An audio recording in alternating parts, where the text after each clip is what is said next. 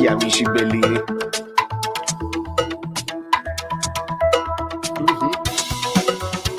Proprio così. Facciamoci questa chiacchierata.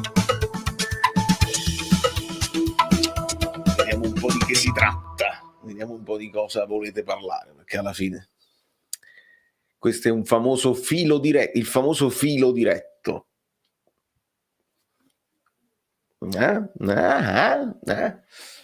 Mi guardo nell'anima, che macello. Come fanno quelli che dovrebbero avere una telecamera all'interno dello schermo, al centro proprio, in modo tale che se io guardo di là, comunque non lo so fare.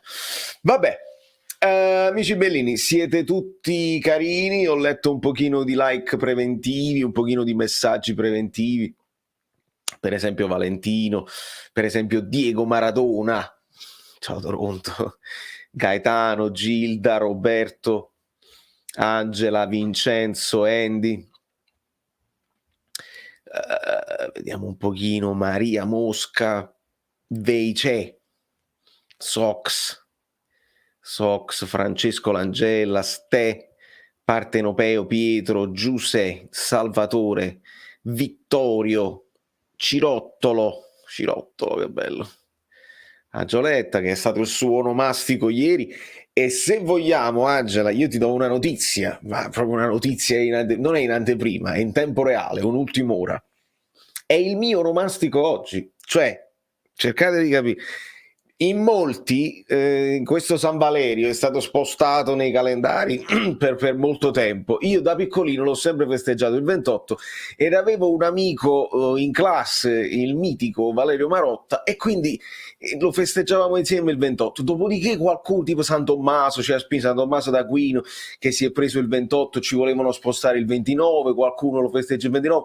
Molti mi fanno gli auguri ad aprile, che c'è una San Valeria ad aprile. Io, vabbè, tanto poi non è che ci tenga moltissimo, però consideriamolo anche oggi. Vi porterei le paste se fossimo insieme, ma purtroppo non lo siamo, e quindi anche San Valerio l'abbiamo archiviato. Un abbraccio a Francesco, a Valentina, a Maria Elena, a Stellina, guarda le quote rosa del mio canale, e a Daniele. Signori miei, il mercato, visto che questo è impossibile parlare di calcio, lo abbiamo fatto per quanto era possibile. Ovviamente in questi ultimi giorni di mercato non si fa altro che parlare dei movimenti delle squadre di Serie A, qualche cosa, del Napoli. Ne sono uscite tante, sono usciti tantissimi rumors non confermati. Siamo ai dettagli, che quasi fatta, mancano le penne, manca solo il no del calciatore, e invece pare, ma sempre parrebbe, sempre hashtag parrebbe, che il Napoli, insomma, la narrativa mi sembra chiara, che anche quella storia di Gulam, probabilmente c'è stato un tentativo di offrirlo, insomma, in giro, il suo procuratore, di farlo giocare un po' con continuità, perché ci siamo resi conto che nel Napoli è una seconda scelta quando c'è Mario Rui pronto, e quindi questo è lo stato delle cose, dovendo il Napoli comunque prendere un terzino per giugno, perché Gulam va a scadenza e non verrà rinnovato. Si è tentato probabilmente di fare questo colpo Oliveira entro gennaio, e non ci siamo riusciti, o non era possibile, o magari questa non era l'idea di continuare con Gulam, anche per un fatto romantico. A me sta bene mantenerlo con noi, magari la speranza è che si possa togliere lo sfizio di lasciare con la qualificazione Champions, comunque di avere una gioia con i ragazzi. Facciamo i complimenti ai ragazzi. E quindi io nel frattempo ho fatto i compiti, ho guardato un pochino di highlights, ovviamente sono solo le cose buone, come potevamo guardare solo le cose buone di Anghissà. Mi sono guardato le cose buone di Oliveira, le cose cattive, se ne ha, le scopriremo solo se e solo quando vestirà la maglia del Napoli. Le cose buone, se volete, ve le dico. Chi le ha guardate, goals e skills, già le sa. Vediamo se voi le sapete, io ve le confermo, ve le smentisco, o comunque ognuno si può fare un'idea propria, perché non l'abbiamo ancora visto in campo con la nostra maglia, che sappiamo che è pesante, è sempre pesante. Vedi, gli auguri a Angela, va bene anche Ciro, va benissimo Ciro, buonasera Gaetano, Gilda grazie, Valentina grazie, Giovanni buonasera Stefanuccio, buonasera Andy, auguri anche a te Francesco, no? Va benissimo, saluti dal Canada, vedi il Canada come quanti ce ne sono che vengono dal Canada, che ci ascoltano. Felipe, tu andrai a guardarti se ti capiterà una partita di Insigne? Questa è la domanda. Io sono curioso se ci sarà, insomma, New York City, Toronto, qui da queste parti, se il biglietto non è proibitivo, se faccio una carovana di amici, magari me la vado a vedere una partita, che ne sai? Ma io sono più convinto che lo incontrerò in pizzeria, sono più convinto di questo. Grazie mille Vittorio. Avevamo il geniale Giorgio Mele, mi hanno spostato l'onomastico perché avevamo paura.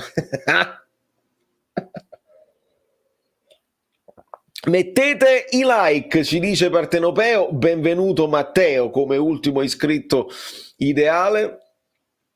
Come mi sembra? Allora, ne parliamo subito Francesco, arrivo un attimo alla fine dei messaggi. Movimenti di mercato, lo stesso effetto, la palla nel deserto, sì, lo so. Vittorio, un abbraccione. Roberto, lo so, tu la recupererai dopo, va benissimo e ti ringrazio. Certo, come deve sentirsi il Sassuolo che non ha visto un euro per Locatelli, vede uscire 80 milioni per Vlahovic, un meccanismo che impoverisce sempre di più il calcio. Nel frattempo pare che il Sassuolo abbia già promesso, o comunque Scamacca si sia già promesso all'Inter, l'Inter scatenatissima che risponde ai colpi della Juve. Vediamo che cosa si succede. Ruiz secondo te rinnova? Io spero tanto che lui possa accettare, perché si parla di questa base, di questo tetto di 3 milioni che è una storia verosimile, però questi 3 milioni valgono per quelli che devi rinnovare. Mi viene in mente Osimhen che comunque ne prende 4 e mezzo e c'ha il contratto lungo, quindi perché Fabian dovrebbe accettare di stare sotto a Victor e Fabian ha dimostrato di più? È un po' complicata. La paura che venga portato a zero è forte, perché oramai questo è l'andazzo. Un buon terzino molto fisico come Di Lorenzo, sicuramente una buona fisicità, una buona altezza, e da quello che ho visto la corsa, il tipo di corsa, il modo in cui accompagna il pallone, tutto mancino, tutto col sinistro, somiglia moltissimo a quella di Teo Hernandez, somiglia moltissimo il modo in cui si curva col fisico, più o meno come altezza siamo lì, forse un poco più magro di Teo Hernandez è più piazzato e più potente, però mi sembra dotato di una buona velocità, di una buona progressione. Mi sembra anche dotato di personalità, perché quando deve fare un dribbling in più lo fa, ovviamente sempre parametrato alle partite che abbiamo visto, partite col Getafe, non sai se erano squadre più piccole della Spagna o partite con la sua nazionale. Teniamo le notifiche del canale Telegram. Ah no, queste è Instagram, che ho postato una storia su Instagram musicale. Buonasera alla stanza, auguri. Stiamo andando, allora sono ancora in ritardissimo. Emanuele, un abbraccione, auguri e saluti dal Brasile, grande Alessandro Giordano. Buonasera Internos. È fatta, ma a gennaio o a giugno? Se è fatta, Vittorio, se è fatta, perché aspettiamo ufficialità ovviamente serie, l'ufficialità seria, il tweet, e quando lo vediamo che esce dalle visite mediche se ne parla per giugno, ma dobbiamo pure vedere se il Napoli riesce a fare last minute un'operazione alla Rachmani, nel senso, lo sai, lo firmi, però per firmare devi farle le visite mediche adesso e poi sei già sicuro di farle così. Secondo me il Napoli magari ha firmato un preaccordo, si è messo d'accordo, ma non lo so se riusciremo a vedere l'ufficialità entro gennaio per giugno, perché comunque non abbiamo gli slot, quindi non ci siamo riusciti a liberare di nessuno e non credo che il Napoli poteva tesserare qualcun altro. Saluti da Ercolano, che è pure buono. Rinnoviamo Fabian, grazie mille Francesco, grazie, buonasera Nicola. Giarre riposto, Napoletano Verace in trasferta. Dov'è Giarre riposto? Giacomo, fammi sapere. Quanti vittorie, è vero? Da quel che so, ho visto Oliverio Terzino molto bravo nella fase difensiva, recupera palloni, tanta spinta sulla fascia, tecnica discreta, gioco aereo, buono per la fisicità che vuole Spalletti. Eh sì.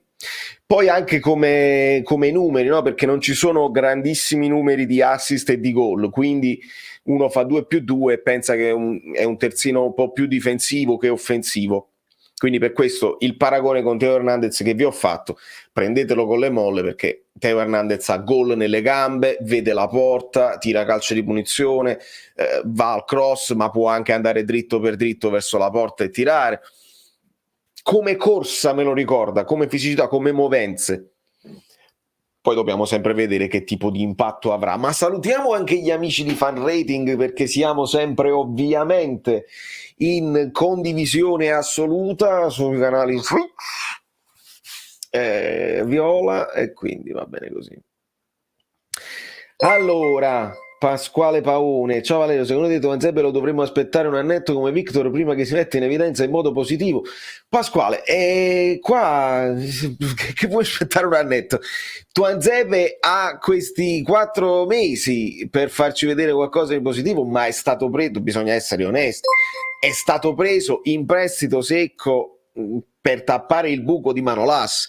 Non è stato un acquisto in prospettiva che tu dici questo poi è il terzino, il difensore del futuro su cui il Napoli punta. Lo abbiamo visto perché non essendoci Koulibaly, perché essendoci altre problematiche, ha fatto una partita e qualche spezzone, è uno spezzone, ma è stato preso per avere il numero giusto di difensori centrali, non è stato preso per, non ci puntiamo, anche perché quello che era visto come un ultimo, quello che era stato preso per lo stesso motivo che era Juan Jesus, per apparare il buco centrale terzino, sta facendo un buon campionato, e quindi con la crescita di Rachmani, con la crescita di Juan Jesus, ovviamente Rachmani Koulibaly è da considerarsi la coppia titolare per caratteristiche, per merito, per prestazioni, e Juan Jesus subito pronto ad essere il primo dei centrali in caso di necessità, e credo che in caso di necessità si possa adattare Koulibaly a destra. Non mi è piaciuto quella volta che l'ho visto, e spostare Juan Jesus a sinistra. Poi si può mettere anche Tuanzebe,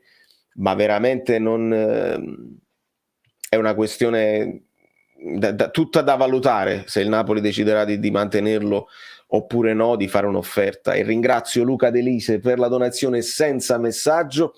Un bacio a Luca, grazie mille al fragile mentalmente con Mughini, augurissimi da parte tua e di Gigli, grazie mille ragazzi, un abbraccio. Provincia di Catania, benissimo, salutiamo Giovanni. Mimmo Coppola mi chiede di salutare Giovanni, c'hai una foto un po' così. Salutiamo Giovanni.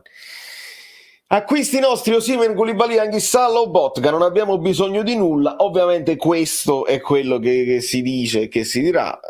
Luca, ovviamente io ti potrei rispondere che anche scusate, anche l'Inter non aveva bisogno di nulla, eppure mette a segno un paio di colpi importanti.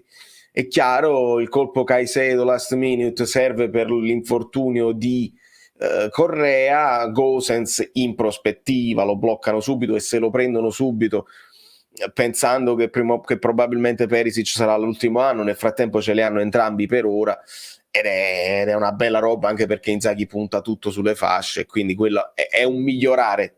E pure l'Inter potrebbe fare il discorso: è il mercato di riparazione, siamo primo in classifica, non perdiamo una partita da una vita, che dobbiamo riparare. E invece guardano avanti, guardano in prospettiva e rispondono anche mediaticamente all'operazione Vlahovic, perché sai, queste poi sono le fonti del potere, no? L'Inter che raccoglie un'eredità in stile Juventus per creare un ciclo partendo dalla dirigenza forte, e quindi vittorie si confermano ad alti livelli, la Juve risponde con questa spesa incredibile per Vlahovic, come a dire: noi ci siamo ancora, è inutile che pensate che siamo indietro, noi possiamo fare quello che vogliamo economicamente.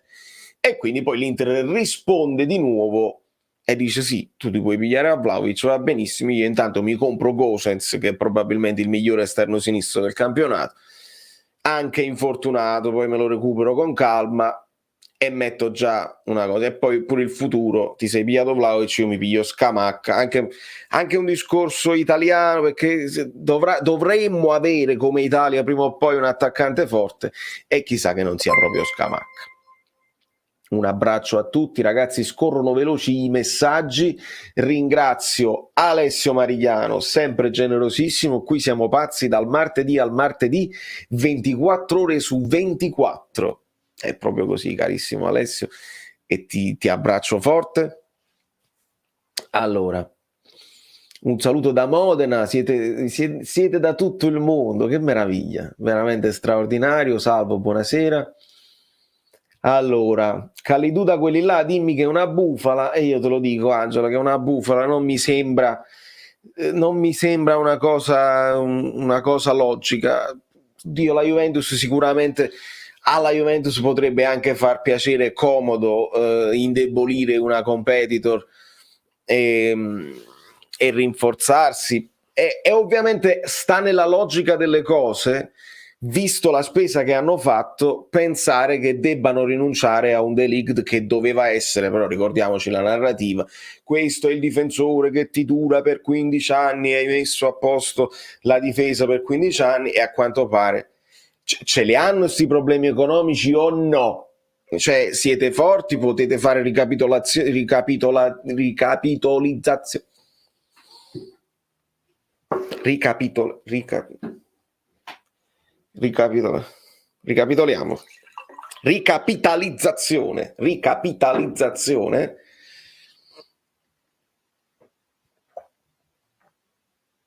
ogni anno, e quindi potete rinnovarvi Dybala, rinnovare De Ligt, eccetera eccetera, o dovete rinunciare a qualcosa? Questa è la domanda che si devono fare, che io mi faccio e a cui non ho risposta. È possibile che la notizia esca un pochino per destabilizzare, è possibile. I Pazzarelli, guarda là chi c'è, i Pazzarelli Viziatelli di Caffè Napoli, guarda che meraviglia, la manovra avvolgente di Emi Scout, guarda il pallone com'è avvolgente, perché c'è una freccia continua e poi c'è una freccia spezzata, e nei commenti qualcuno mi dirà quale è la freccia che rappresenta il movimento del calciatore e qual è la freccia che rappresenta il movimento del pallone, il lancio lungo. Me lo diranno nei commenti, non perché io non me lo ricordi, Emi, non perché assolutamente, io ricordo benissimo, ma vediamo se sono attenti nei commenti. La manovra avvolgente. Allora, ho letto, presa con le dovute pinze. Dove stanno le dovute pinze? Io dovrei avere delle dovute pinze da qualche parte. Non ce le ho qua le dovute pinze, vabbè, con la dovuta limetta. Pare più coerente di Wijnaldum e Paredes che Giunto sia interessato a Frattesi. Certo, Frattesi è più un profilo da Napoli, con Fabian in scadenza e Lobo in regia, come lo vedresti, potrebbe funzionare. Frattesi ha qualità sicuramente, però vedi anche tutti questi discorsi dei centrocampisti mi spaventano parecchio, perché noi adesso ci siamo svegliati e ci stiamo concentrando su Fabian. Aspetta, non me lo far perdere. Umberto Livello, di azionarato, 3 euro di azionarato popolare ciascuno per prendere il terzino. Scherzi a parte, grazie, e mi sono perso il finale, ma io ringrazio Umberto Livello di Livello per fammi vedere se riesco a recuperarlo da cellulare. Il resto del messaggio io ti ringrazio a prescindere, amico mio. Azionarato popolare per il terzino, ma non lo dobbiamo fare noi, niente, non mi esce, ma ti ringrazio tantissimo, amico mio. Se riesci a riscrivermelo come messaggio normale, te lo rileggo. Se ne va frattese, pigliamo frattesi, eppure è una considerazione giustissima. Avvolgente.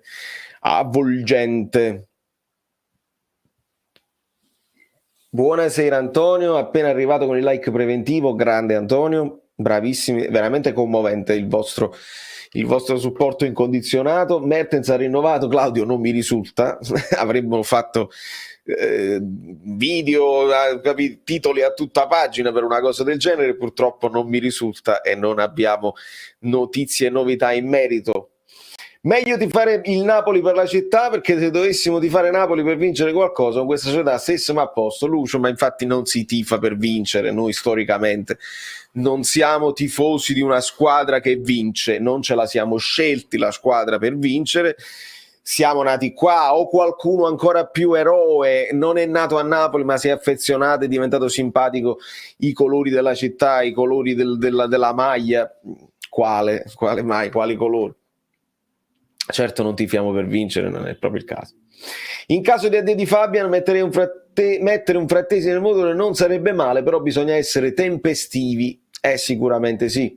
Buonasera Giulio, che belli giochi di potere del calciomercato delle squadre del nord, debiti e acquisti. Sì Giulio, questo è, abbiamo avuto un'ennesima conferma. Arrivato ora, in che senso live 1 di 2? Bella domanda, I am Rui Mario, ovviamente, cioè non ovviamente, non era ovvio, è perché questa live arriva che il calciomercato è ancora aperto, quindi noi guarderemo last minute, gli ultimi minuti del mercato tra 3-4 giorni, c'è la cosa, sta arrivando Soriano per esempio, guarderemo con la speranza di qualche fuoco d'artificio finale e poi ci sarà la live 2 di 2, cioè la seconda parte a mercato chiuso con considerazioni finali, perché noi adesso possiamo commentare quello che è già ufficiale, possiamo commentare i rumors e tutte le cose di cui si sta parlando. Ovviamente a mercato chiuso uno può tirare delle somme, può tirare una riga e dire questo è stato fatto, questo.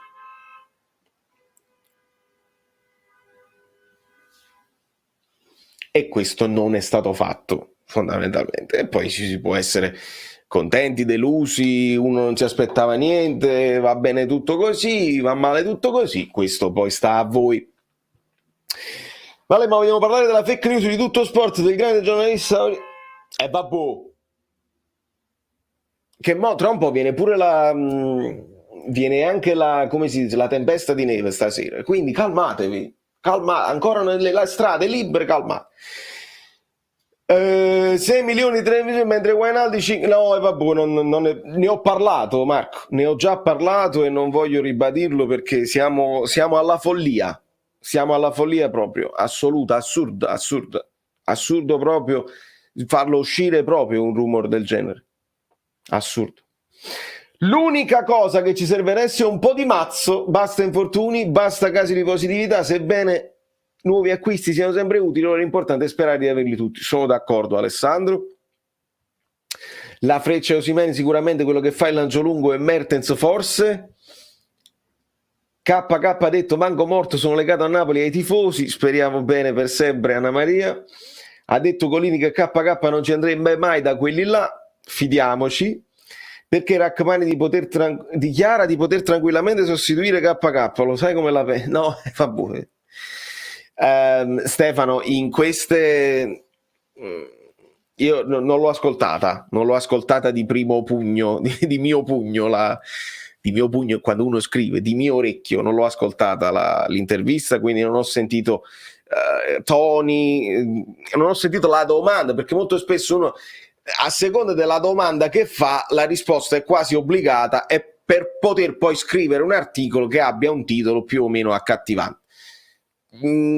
È come il discorso stavamo parlando nel gruppo degli abbonati dell'intervista a Boiacino su Oliveira, ed esce simile a Mario Rui, come Mario Rui.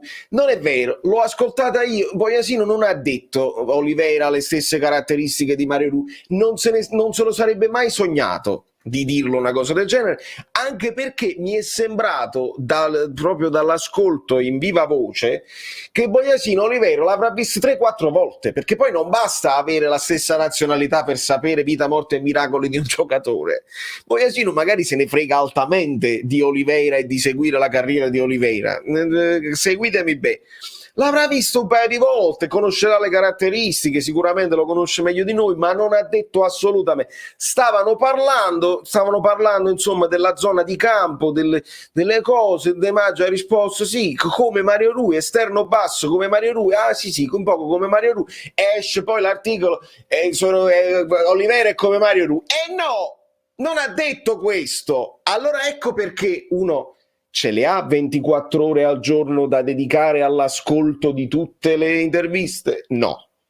Ecco perché il tifoso del Napoli deve venire su Caffè Napoli 1926, che ha un po' più di tempo a disposizione per voi, per farlo anche in differita, ma che io non dormo mai. E quando non sono questo faccio, e se non sono io e Salvatore Pengue, dall'altra parte Caffè Napoli TV, Antonio Cicco, il presidente, l'avvocato, tutti quelli che parlano del Napoli su queste piattaforme, perché approfondiamo un pochino, siamo un pochino più precisi e non abbiamo niente da che vedere nell'ingannare il tifoso, e diciamo le cose come stanno, almeno come le sentiamo, e cerchiamo almeno di debancare tutta una serie di frasi fatte, di cose banali, di cose sbagliate, proprio volontariamente distorte alle volte, perché non si fa così, non si fa così. Notizia Bremer come next KK, non sarebbe affatto male, ma Bremer pare sia pressato fortemente anche lui dall'Inter, che pare non riesca poi a rinnovare o non voglia rinnovare De Vrij. Quindi Bremer potrebbe essere il next De Vrij al centro della difesa dell'Inter e non al Napoli. Per il Napoli si parla insistentemente di Gatti, 44 Gatti, il promettente difensore che in questo momento sta giocando in Serie B. Ho sentito parlare di Bremer, ecco qua, e ti ho già risposto. I saluti a Deluxe da Salvatore. È buono che Rachmani abbia fiducia in se stesso, l'importante è non esaltarsi nei momenti delicati. Che poi, capito, basta rivederla la domanda, no? Però complimenti, nessuno se l'aspettava, per esempio, non l'ho sentito, per esempio, nessuno se l'aspettava con la mancanza di Koulibaly, comunque ottima, sempre la migliore difesa, ottime prestazioni, e lui dice sì, abbiamo fatto bene, sono riuscito a sostituire Koulibaly all'altezza, sono contento. Significa che è presuntuoso? Significa che è una domanda che già c'ha la risposta dentro e lui deve semplicemente dire sì, dobbiamo. Poi le famose risposte: dobbiamo continuare così, dobbiamo pensare partita dopo partita, ci crediamo allo scudetto, ci crediamo, siamo forti, non dobbiamo avere paura di nessuno, rispetto per tutti, testa bassa e lavorare, dobbiamo continuare così, dobbiamo dimenticare la sconfitta e ricominciare dalla prossima, testa già alla prossima, lavorare, Spalletti grande, dicono sempre le stesse cose. Infatti le interviste ai giocatori molto spesso le potete saltare a pie pari. Ve la posso fare io, la intervista tale e quale, veramente non serve a né, non mette e non toglie, a meno che non ci troviamo di fronte a giocatori / uomini di spessore, quindi non parlano il calcese, il banale, si levano la risposta da mezzo e se ne vanno perché non ne manca niente da dire. Ci sono uomini di spessore anche nel calcio, vedi, poi non è che lo voglio ripetere sempre, ma vedi Dries Mertens, il prof Dries Mertens, il dottore Dries Mertens, perché non tutti sanno, e io ringrazio il mio collega di Caffè Napoli Davide Maranta, osservatore di calciatori che lavora nell'ambiente e lavora anche con un nome importante, con vari nomi importanti dell'ambiente, ma sono cose che non si dicono, che mi ha detto: ma tu lo sapevi che Dries Mertens è laureato? Caro Davide Maranta, io ti ringrazio per la notizia, non lo sapevo. Sicuramente, voi qualcuno, sicuramente nella chat qualcuno dirà come no, lo sapevo, perché poi perché poi si può trovare, se voi cercate Dries Mertens laureati, trovate degli articoli con i vari giocatori laureati, eccetera, eccetera. Dries Mertens è laureato in scienze motorie e non è una cosa da o professore di educazione fisica, è comunque una laurea, è comunque un uomo di cultura che parla una serie di lingue, è un uomo che ha una famiglia alle spalle, la madre è oncologa, poi c'è una persona a cui io l'ho detto subito e voi immaginerete chi è. Ho detto, ma io ho capito che ho scoperto oggi e non lo sapevo ed è grave che nessuno in città l'abbia mai detto e sottolineato.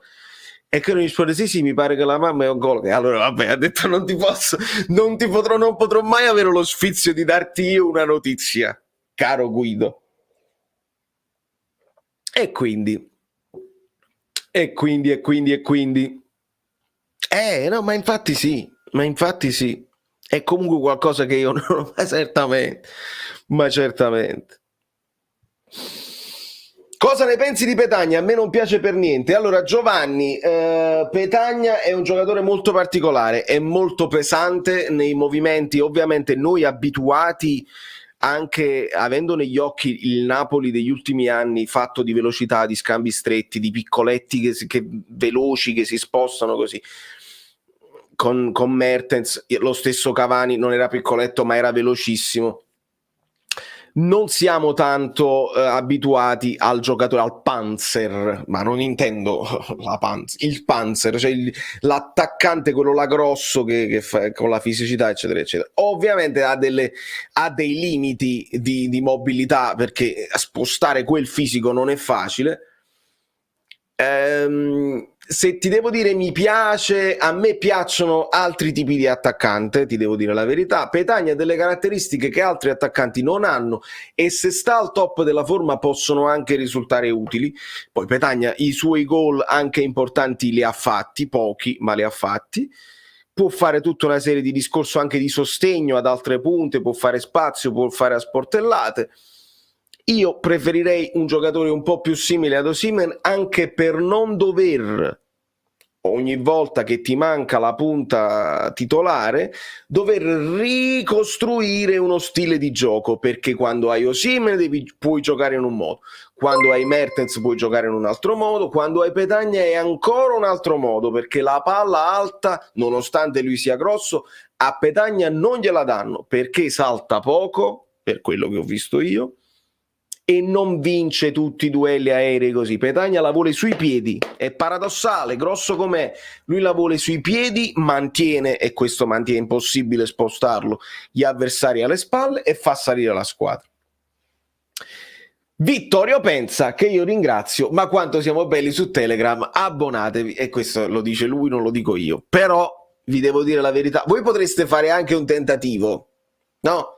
Vi fate un abbonamento di un mese, vedete che aria tira, perché poi è anche sfizioso, abbiamo anche qualcuno che per esempio non sempre è d'accordo e quindi si creano delle discussioni più o meno come si dice, costruttive, no? Perché alcune cose ovviamente è chiaro, si parla, faccio un esempio, abbiamo fatto una discussione bellissima comparando Vlahovic a Holland, no? E quindi si è parlato delle caratteristiche, dei numeri, dei gol, della continuità, eccetera, eccetera, e si può discutere così. Poi ci sono alcune cose su cui non si può discutere, ma c'è anche chi ha intenzione di farlo così, quindi è divertente, si sta bene, c'è educazione a prescindere, così. Voi potete fare una prova di un mese, vi abbonate per un mese, io vi aggiungo al gruppo, se poi il mese dopo non volete rinnovare o volete poi, ho fatto solo un giro, va benissimo, ci salutiamo amici come prima, veramente ci stiamo divertendo,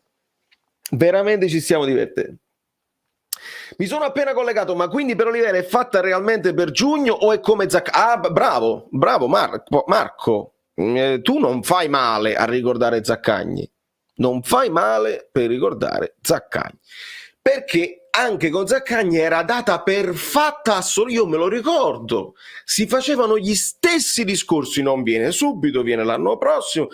Io vi aggiungo una cosa, tutto questo può darsi, cioè Zaccagni probabilmente, e dico solo probabilmente perché non posso dire sono sicuro di questo. Era una pedina che il Napoli aveva individuato in caso di offerte per Lozano, faccio un esempio, o per Insigne, perché non credete che Insigne sia stato portato poi a scadenza senza... Se fosse arrivata un'offerta per Insigne ci avrebbe pensato, il Napoli ci avrebbe pensato per fare anche un pochino di soldi sulla cessione. Noi lo perdiamo a zero. Quindi probabilmente in caso di un'offerta per questo, o per un AS, o per Politano, eccetera, eccetera, qualcuno si poteva pensare a Zaccagni come così. Poi alla fine non è successo e la Lazio ci ha messo le mani su. Quindi fai bene a ricordare, memoria lunga, importantissima per valutare poi il mercato di tutti gli anni. Bravo. E per Oliveira, io come ho detto all'inizio, ho guardato degli highlights, ho guardato dei video su YouTube, all'altezza sì, cioè nel senso che è all'altezza, è sicuramente più alto di Mario Rui, e somiglia come corsa a Teo Hernandez, con meno gol nelle gambe probabilmente, ma mi sembra tosto, quindi io, se arriva Oliveira, di base ho una sensazione di contentezza, se volete, ve la dico così, cioè non dico che ci hanno pigliata, mamma mia, no, non dico così, anche perché ho imparato negli anni a non giudicare, a non appioppare un giudizio a un giocatore prima di averlo visto col Napoli, perché anche un giocatore che avevamo visto forte, faccio un esempio, Lobotka, se guardate gli highlights col Celta Vigo e tutte le cose così, era il Lobotka che stiamo vedendo adesso, non certo quello che abbiamo visto con Gattuso, perché era impresentabile fisicamente, perché non ci stava con la testa, non sentiva la fiducia, tutta una serie di cose che portano un giocatore a performare o a non performare. Quindi ci vuole sempre un po' di tempo e non dobbiamo mai dare giudizi definitivi. Anghissà, chi lo conosce, speriamo bene, è andata molto bene per il suo impatto che ha avuto. Quindi speriamo che anche questo acquisto, se fai bene tu a dirlo, se, sembra e solo se, speriamo abbia un buon impatto. Allora, Osimhen e Petagna insieme sicuramente possono giocarsela anche insieme.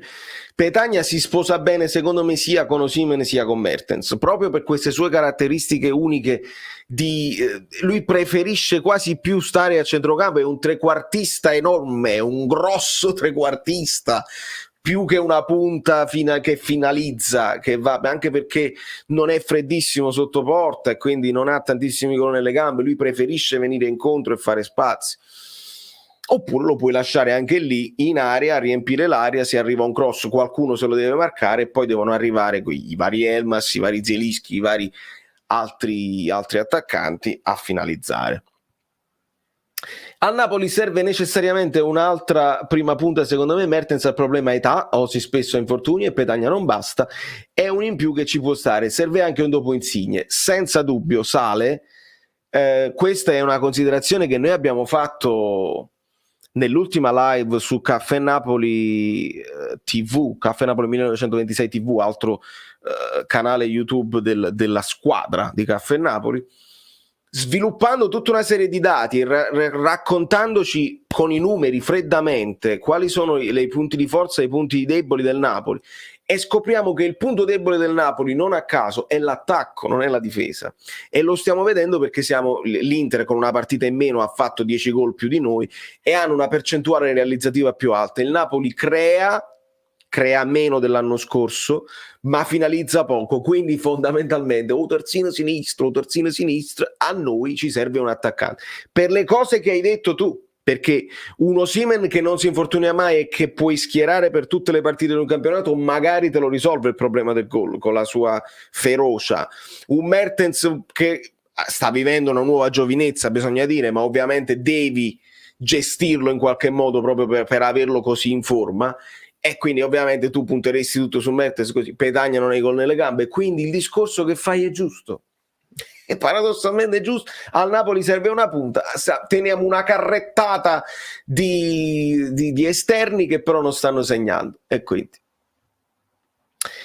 schiattate like, rinnoviamo Mertens, deludentis che proprio come vocali, come suono onomatopeico, ripetevo che è troppo forte, è perfetto come la Grazie mille Tore, schiattate il like ragazzi, a quanti like stiamo? Fatemi sapere, perché io bevo. Basta una ricapitalizzazione, il debito non c'è più, non possiamo competere contro questi qua, il gap è troppo...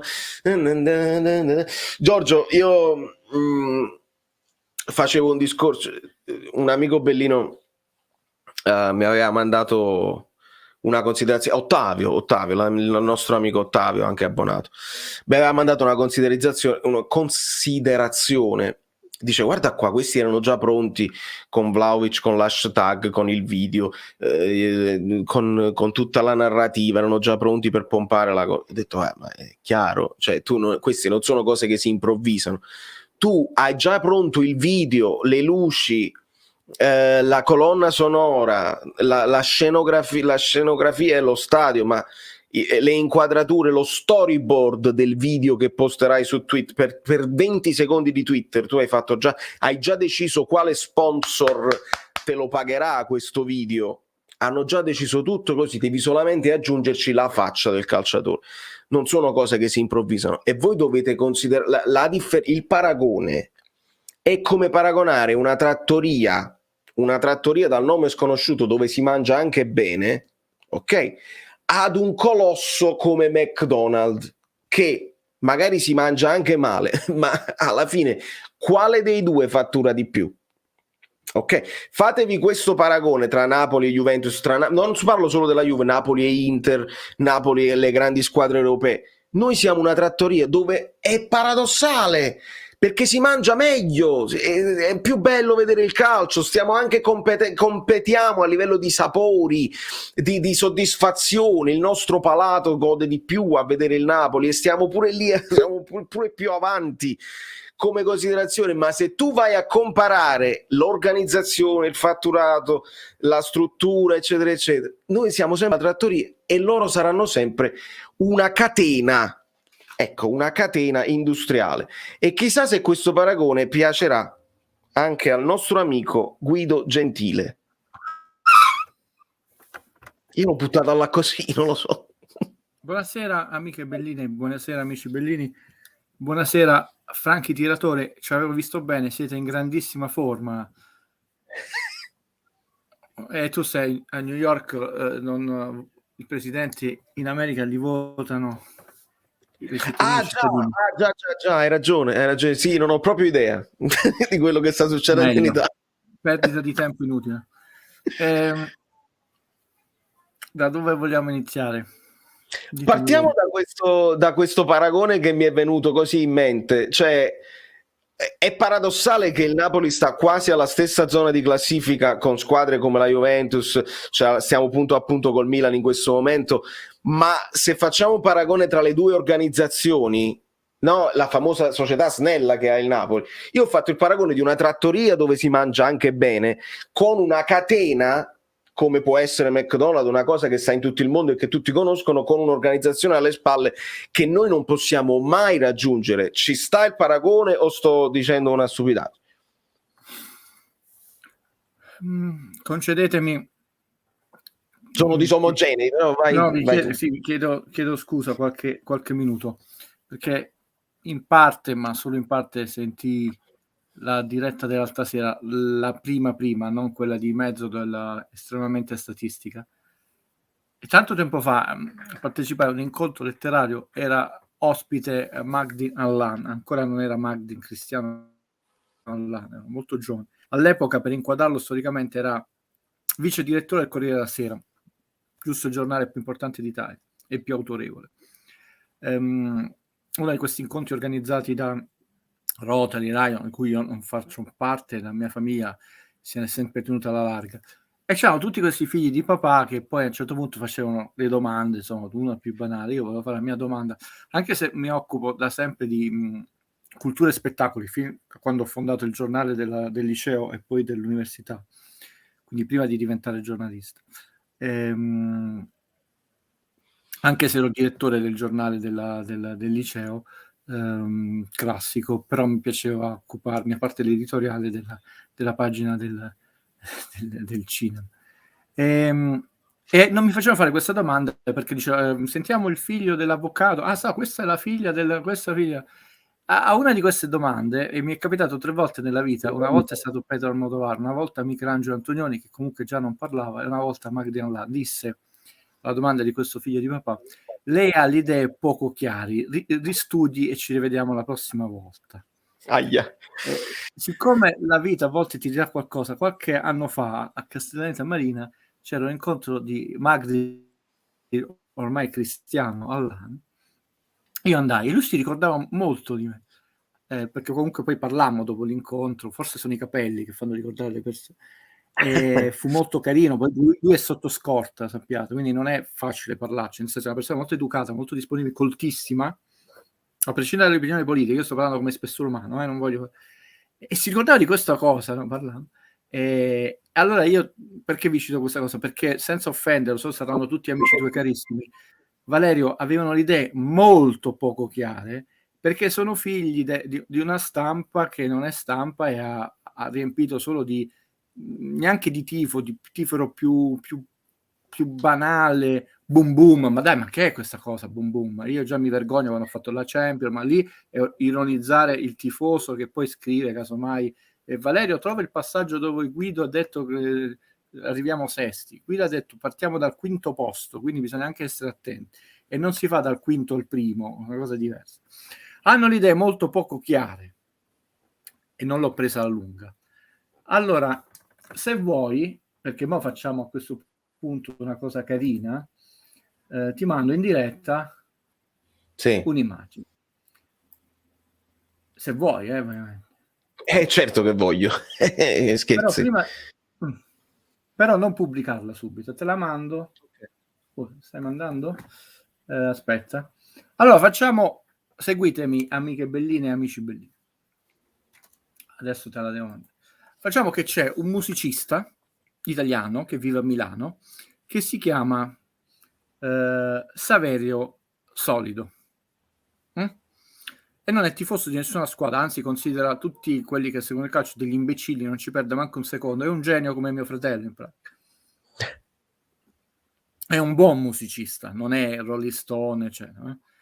Quindi, essendo italiano, partita IVA, quindi non ha la 13ª, non ha la 14ª, non ha le ferie, non ha la malattia e soprattutto non ha la pensione. Cioè quello che lo guadagna lo investe sulla sua vita, si deve ristrutturare casa, deve comprare una chitarra migliore, andare a sentire qualcosa e si deve anche costruire un futuro.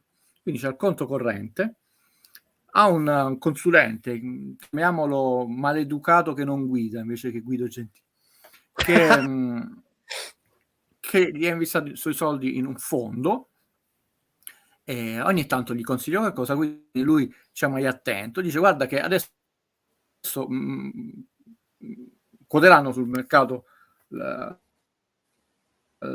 borsa è un buon investimento, tutti noi analisti stiamo calcolando da un rendimento, può dare un rendimento anche del 15%, dal 9 al 15 di quella che stanno calcolando, e lui non toglie i fondi dal fondo, prende comunque risparmi del suo lavoro, del suo sacrificio, no? Perché poi chi lavora a partita IVA casomai dice vieni con noi a mangiare una pizza, stasera devo suonare, cioè lavora indipendente, io so qualcosa, e anche tanto sacrificio. In Italia vengono visti solo come evasori o dei lavativi, non è così, perché sei totalmente esposto a tutto, ma questo è un altro discorso. Lui prende 100.000 euro e non se ne frega niente del calcio, lui è stato consigliato perché è un buon investimento, può dare un rendimento buono, comunque il conto corrente ce l'ha, ma ti dà niente in perdita il conto corrente in Italia. I buoni ordinari del tesoro sono 0,7, 0,5, la cosa migliore in Italia sono diciamo, i buoni fruttiferi postali vincolati, i primi 5 anni, non voglio fare molle azione perché quella è la mia formazione economica, e quindi investe 100.000 euro nella quotazione della Juventus, che fu quotata mi sembra nel gennaio 2001. Fai vedere il grafico, Valerio. Eccoci. Ingrandiscilo. Rendimento iniziale, rendimento di oggi.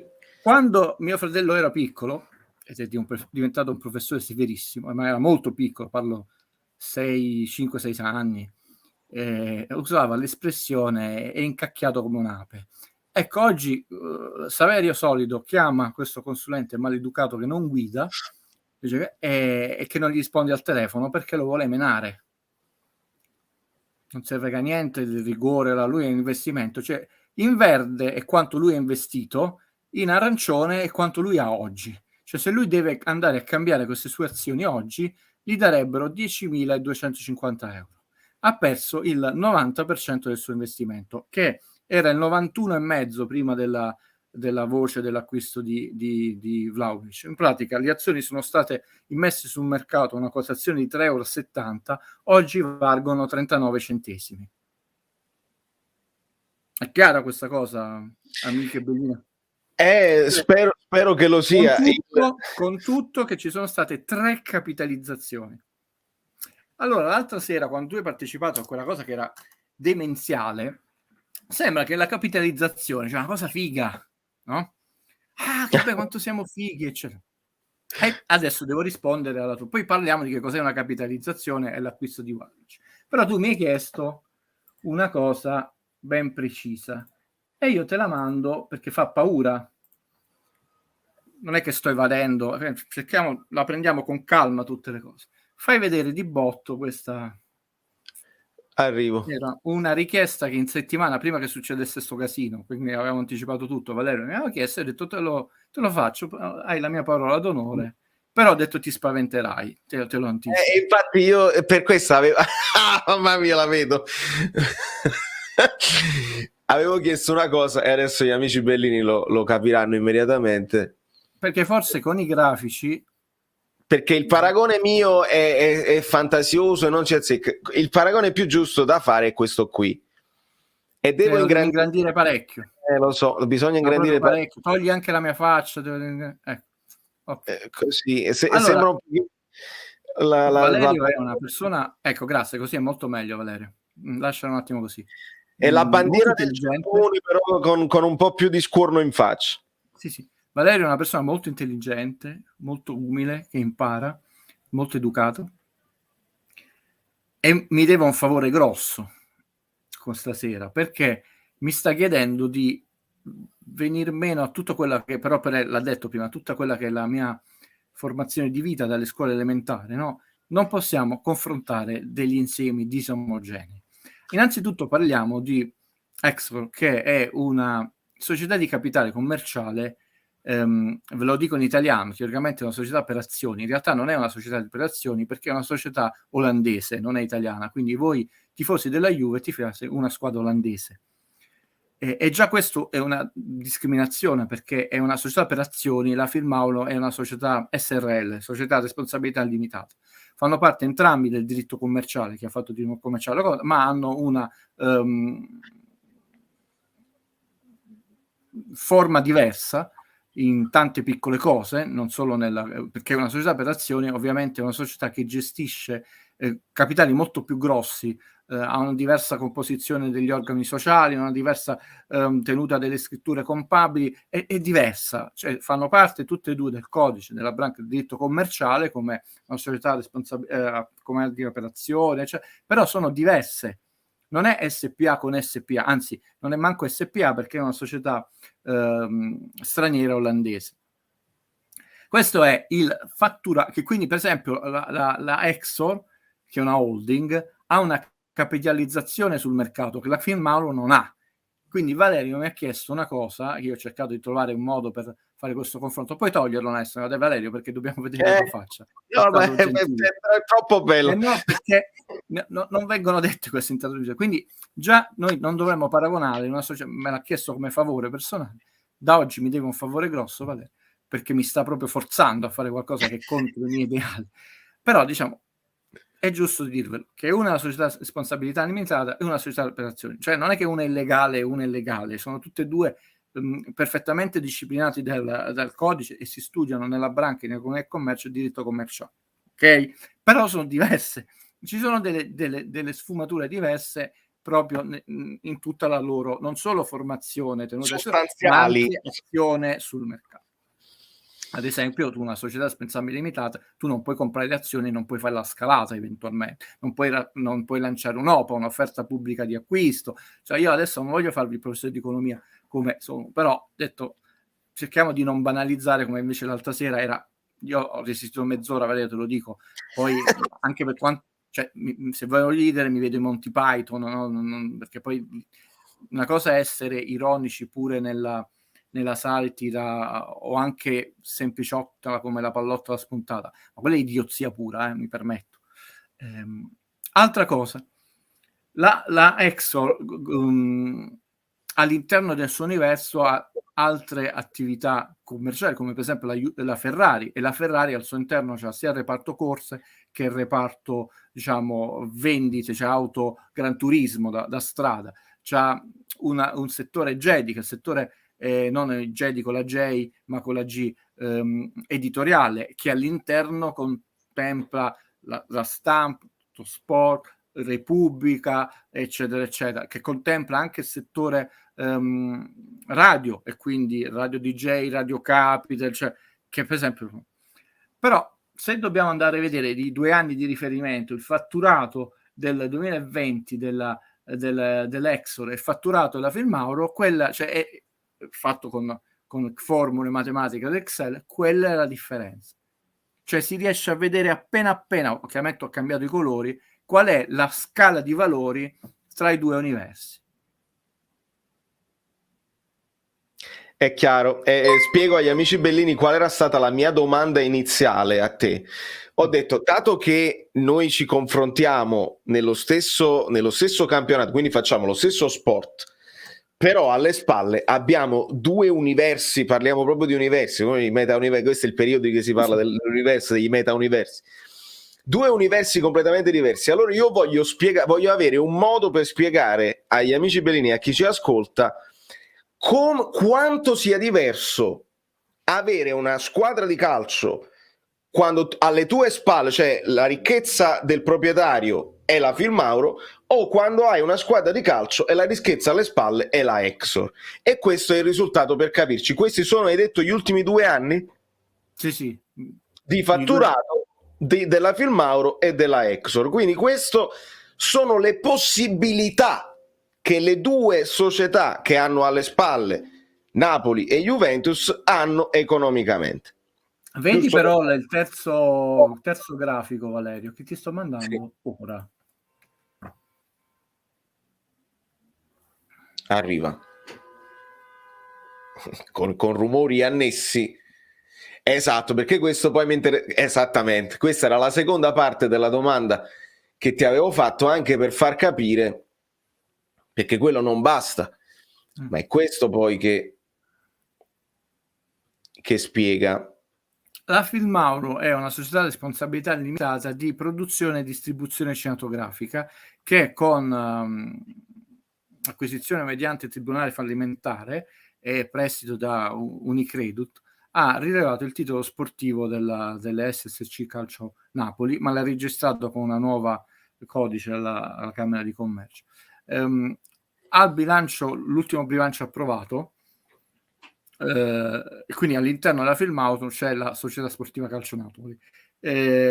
La torta del fattura della Filmaulo riferente alla Società Calcio Napoli, quella azzurra, ve l'ho segnalata, è quella arancione della Filmaulo. Quindi una società che fatturato in quel bilancio era 11,9 milioni di euro, è scesa da 14 a 11, nato in perdita, controlla una società che è molto più grossa, come è, per darvi le percentuali, cioè perché comunque la Filmaulo c'è anche una società di pastificio, una società di gelatrificio, non ho messo queste cose piccole, diciamo Filmauro, all'interno di questa cosa arancione ci sono anche queste altre aziende piccoline, c'è anche una società di trasporti, però diciamo l'universo calcio rappresenta il 94% della Filmauro. Esatto, e questa è una di quelle altre cose che ti avevo chiesto per far capire. Non vi faccio vedere quanto è poco l'universo Juventus, perché non si riesce a vedere all'interno della Exor. perché considerate che se la Exxon ha fatto 119 miliardi di dollari fatturato, la Juve ne fa 530, e sono di nuovo due grandezze, una è piccolissima, una è grandissima, e quindi è totalmente all'opposto di quello che c'è a Napoli. Quindi abbiamo visto 3 passaggi fondamentali: che la collocazione sul mercato di borsa della Juve è andata malissimo, perché ad oggi un investitore che non se ne frega niente di calcio, quindi non gli dà la soddisfazione, e poi lo leghiamo a quello che sta succedendo sportiva, ha fatto un investimento, se sa poi togliere, Valerio, si è fatto un mazzo tanto, si è sacrificato, oggi va a cambiare quelle azioni, ha messo 100.000 euro veri e gli danno 10.250 euro. Ha perso il 90%, e ovviamente è tantissimo, non tantissimo, è stato un bagno di sangue, nonostante 3 di capitalizzazione. Il confronto di due società che comunque hanno una legislazione diversa, una società per azioni, una società a responsabilità limitata, è comunque, cioè chiudiamo un occhio, che sono, perché domani SPA, chiudiamo un occhio, Guido non lo fa però, perché già non sono omogenei, però chiudiamo un occhio, non è proprio da fare, cioè un molluscolo contro un universo enorme, un universo che tra l'altro ha anche aziende cruciali come quella dell'editoria, dell'informazione, che comunque fanno opinione, boom boom, boom boom, mamma mia. E all'interno di questi due universi la Juventus rappresenta una quota piccolissima dell'Expo, invece all'universo Filmauro rappresenta il 94% del fatturato Filmauro.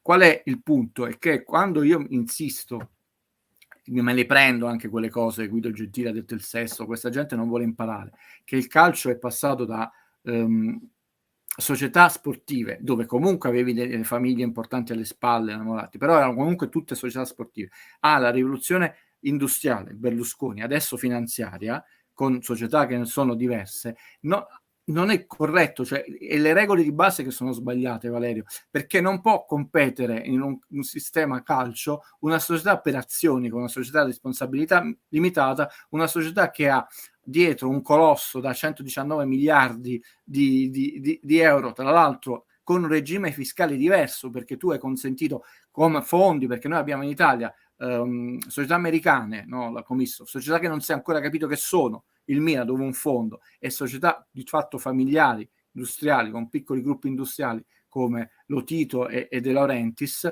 però sono società italiane che hanno nel loro più piccole come gestione, nel loro DNA e anche come regime fiscale, nel regime fiscale italiano, a società che hanno tutta una serie di scatole. Vi rivedrete la puntata di Report che non si riusciva a capire, c'erano 35 scatole, 39 passaggi di società offshore, Lussemburgo, Cayman, eccetera, e non si capiva chi erano i proprietari del Milan, che comunque avevano richiesto al comune fatto dello stadio con un investimento di $500 miliardi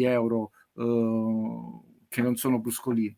Cioè, o entriamo in questa ottica di idee che di fatto, a prescindere dagli alberi, è un campionato che non ha profonda ragione d'essere, perché stai consentendo a situazioni profondamente diverse da tutti i punti di vista, economico, finanziario, fiscale, di grandezza, di concorrere con tutto quello che ne compete, perché è ovvio che la pressione psicologica su qualunque elemento della filiera, che sia un giornalista, che sia un arbitro, eccetera, ma quanto può essere pesante quella di una società piccola come la Filmauro rispetto a un colosso mondiale come ormai una holding, perché non è più la Fiat degli Agnelli, delle avvocato, eccetera, ormai è Chrysler, Fiat, cose, è un universo molto molto più complesso, cioè è diventato molto più grande rispetto all'avvocato, la Juve degli anni 70 e gli anni 80, quindi parliamo di aria fritta. Il punto è, poi vediamo se era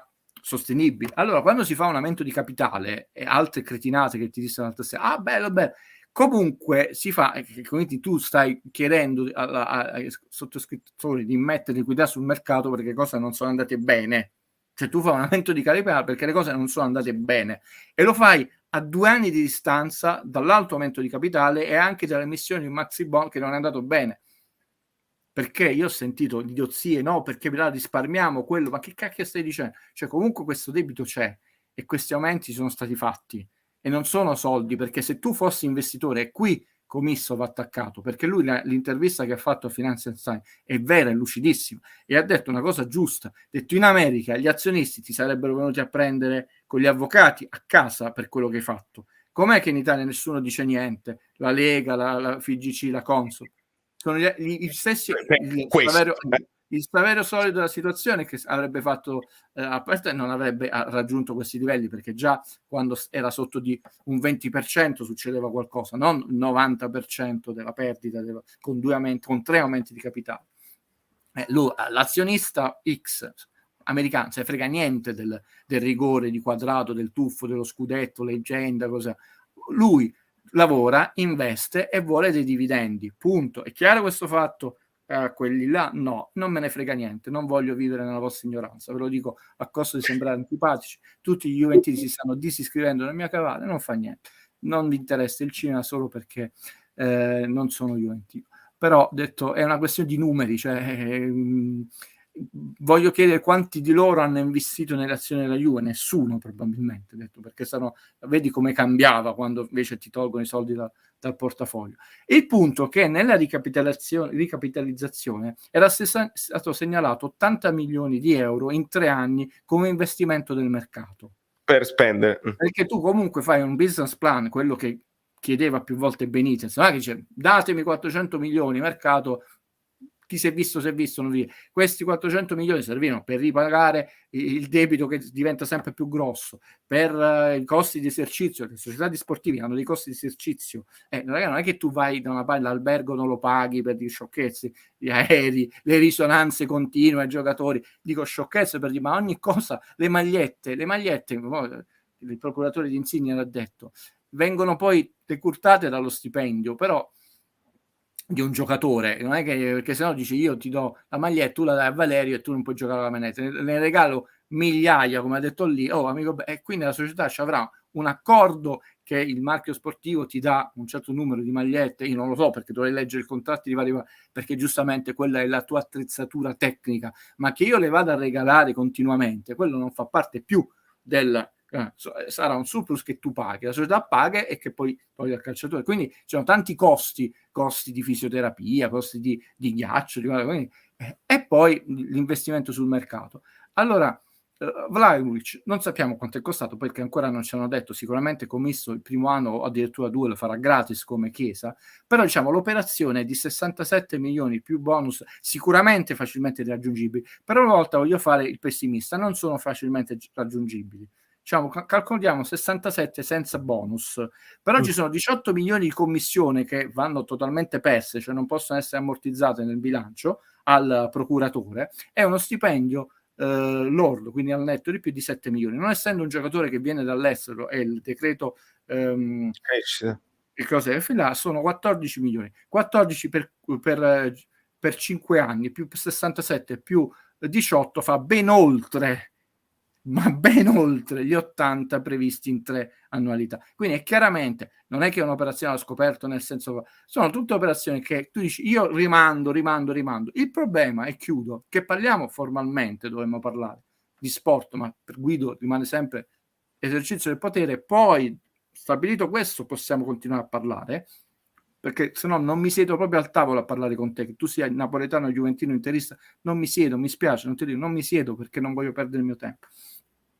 È chiaro che se io immetto un valore tecnico in una squadra adesso, quando non avrei soldi per me, ho un vantaggio sportivo adesso di una cosa che pagherò domani. È chiaro questo concetto a quegli amici tuoi juventini o no? No, perché siete infoiati dalle vostre leggende. E quindi se tu oggi ti qualifichi, invece non ti saresti qualificato senza quello là, hai un vantaggio perché con quella qualificazione hai dei soldi in più che non avresti. Cioè, ma cambia tutto nello sport, perché a questo punto Valerio e io detto siamo bravi, non è che non saremo bravi a fare una super squadra in Serie A, facciamo debiti, continuiamo con questi modi e consideriamo la finanza creativa, perché l'operazione Lucarelli è un'operazione meravigliosa come quella di Morata, cioè non si era mai visto come un giocatore, quella di Morata è complicatissima da spiegarla, siamo nella finanza creativa che era utilizzata come eccezione negativa del termine, sia chiaro, però parliamo di sport, parliamo di sport teoricamente, e quindi non è che fra 10 anni dici che poi tu oggi hai un vantaggio che è a cascata, perché se vanno 4 fai fuori una, quella che fai fuori, diciamo una delle 7 Ha difficoltà l'anno prossimo. ma domani, come è successo l'anno scorso, si indebolisce. Al contrario, tu avresti la difficoltà, e l'anno dopo ho detto io devo comunque cominciare a pagare il giocatore come cartellino, stipendio già da adesso, e forse non posso rinnovare a quadrato, quindi è un indebolimento. Spero di essere stato, scusa, ti avevo detto sarò lungo, ma sono cose tecniche, abbastanza chiaro, e quindi quando io ve lo lanciai molte settimane fa, dicevo aspettiamo, vediamo se non ne parlava nessuno, se Vlahovic va alla Juve, quindi all'amico Bellino che dice trovami il pezzo di Guido quando dice il sesto posto, e ho detto tante cose che si sono avverate. Poi io non è che tifo per il sesto posto per poter dire so bravo o non so bravo, io preduco prudenza, perché conosco l'esercizio del potere. E la serata invece che avete fatto con quegli amici ha fatto vedere un andamento non solo costante, tutte quelle cifre si trovano con tutto quello che vi ho raccontato in questi mesi, ma perché sono cifre, non le possiamo cambiare. È chiaro. È stato fatto un lavoro, li ringrazio adesso per in diretta con la mia voce, che è molto lungo, può anche risultare noioso, perché calcolare, metterci, però è incontestabile. Infatti una cosa che mi è piaciuta invece in positivo, ma non perché napoletani e juventini, che loro continuamente, quando qualcuno passava, ho detto no, questa è una trasmissione solo di cifre, le opinioni, le emozioni non ci devono rientrare. È stato un approccio molto scientifico, sì. Però tu hai visto non solo certi andamenti costanti che si ripetono, che io studio, ma anche come quello che io vi ho sempre detto, come purtroppo questa famosa forbice tra le prime e le ultime, come se si sta allargando. E infatti il discorso, e adesso vengo a ringraziare Vittorio Penza, il discorso che qualcuno ha fatto, sono contento però che Vlahovic resta nel campionato italiano. Non so se dobbiamo essere contenti, perché stiamo semplicemente allargando una forbice ancora una volta, una squadra che si sta comportando bene, perché diciamolo che la Fiorentina si sta comportando bene quest'anno con le possibilità che ha, viene dimezzata la possibilità della Fiorentina di competere per un posto in Champions, per un'Europa League, perché le altre si stanno muovendo in un modo e loro perdono un grosso, poi magari Cabral farà 25 gol e quindi bene per loro. Nel ringraziare Vittorio Penza, che con un messaggio mi diceva come facciamo a regolamentare a questo punto questo dislivello, ed è una domanda che si fanno tutti, perché come facciamo a limitare questa situazione, perché il fair play finanziario non sta funzionando. Sono d'accordo su tutto, per questo io non mi sto chiedendo se la Juve andrà in Champions, ma mi sto chiedendo al posto di chi andrà, e questo più o meno è la sensazione. Io penso al posto del Napoli, che è la società nettamente più debole, poi De Laurentiis se può fare un favore, Agnelli lo fa. Da un punto di vista calcistico bisogna vedere, l'Atalanta la vedo troppo inquadrata, se effettivamente un Milan un crollo. Rispetto all'anno scorso noi abbiamo girato a solo 2 punti in meno del Milan, l'anno scorso il Milan girò a 43, ma noi girammo a 34, quindi la rincorsa fu grossa, e poi loro potettero fare il pastetta con l'ultimo con l'Atalanta. Questa è l'impressione qua, non si tratta di fare scongiuri, secce eccetera, è una questione di quei famosi 7 elementi che servono per andare. Se ci dovesse andare, ma io ve lo dissi al primo momento, se Napoli dovesse arrivare alle prime 4, io non amo il nostro scudetto, ha fatto qualcosa di eccezionale e adesso l'avete visto proprio numeri alla mano, cioè tu stai confrontandoti con dei titani, no, questo è il che cosa ti fa? Riguardo all'altra domanda, perché entrambe, ma di nuovo non è né Valerio né Guido, diciamo, non sono nessuno dei due la persona indicata a risponderti. Provo a rispondere, nel senso, chiaramente si dovrebbero sedere, ma questo a livello di Guido Gentile, cioè intellettuale, di astratto, di chi ama lo sport, ama l'equilibrio, ama la sportività, sedere a tavolino, il famoso riscrivere queste regole in maniera chiara e trasparente, equa, per rendere l'universo calcio più oltre che più corretto, ma anche più appetibile, cioè, ma non l'hanno mai fatto, e quindi la domanda è non se lo faranno, detto, se non l'hanno mai fatto perché dovrebbero farlo domani, nonostante le promesse di Mariano, perché non succede. due persone, e chiudo, ci avevano anche un po' illuso, e sono Aurelio De Laurentiis e Commisso, però poi una cosa è parlare, una cosa è fare. Cioè, l'intervista di Commisso ha usato anche dei termini scortesi e maleducati nei confronti della famiglia Agnelli, e questo non è bene, perché tu non ti devi rivolgere in quel modo nei confronti di nessuno. Va bene che tu dici no, quegli azionisti in America sarebbero incacchiati, ma non puoi chiamare una persona figlio di, no? Questo è il mio parere, che non c'entra niente il tifo, non si chiama una persona, non si insulta, appunto. È sempre, oltre che da maleducati, da sconfitti usare male parole. Però tu gli hai dato Chiesa a 0 e lo cominci a pagare dopo 3 anni, e gli stai dando Vlahovic di nuovo a 0 e cominci a pagare il secondo anno. Ed è un vantaggio sportivo. Allora il punto è come Higuain alla Juve, che era in difficoltà economica, ok, lo dividi in due tranche, e c'era una clausola, e De Laurentiis lo disse più volte, fissata nella data e nel prezzo, che era di 93.786.000 euro. E già fu 45-45, lui dice ma chi se ne poteva immaginare, perché ricordateci, visto che tu aggiungi, e la frase di quell'amico Bellino è profondamente sbagliata, perché è chiaro che Vlahovic, se gioca in Italia, gli effetti delle sue azioni sono in Italia. Se gioca nel Chelsea, tranne che tu non incontri il Chelsea in Champions League, scusate, detto che lui segni contro il Manchester City e il Liverpool, non ha effetti sportivi sul campionato italiano. Quindi se tu decidi di privarti di un giocatore che ha effetti sportivi positivi, il capocannoniere sulla tua squadra, e lo mandi in un altro campionato, hai una diminuzione di competitività, ma non aumenti gli altri. Se aumenti la competitività di un tuo avversario e tanto la diminuisci, una cosa è giusta che tu faccia, almeno la diminuisci la competitività dell'avversario da un punto di vista economico. Lo vuoi in Italia, all'estero io lo vendo. È tutto il contrario di quello che dovrebbe avvenire. Valerio, è tutto il contrario, cioè Higuain lo volevi la Juve 120 milioni, all'estero 93, perché all'estero non mi influisce, in Italia mi influisce, in Italia lo devi pagare di più. Allora Vlahovic, l'Arsenal ha offerto 80 milioni e 9-10 milioni di ingaggio, e allora tu alla Juve lo dovevi vendere a 100 milioni, al massimo in 2 tranche, non a meno.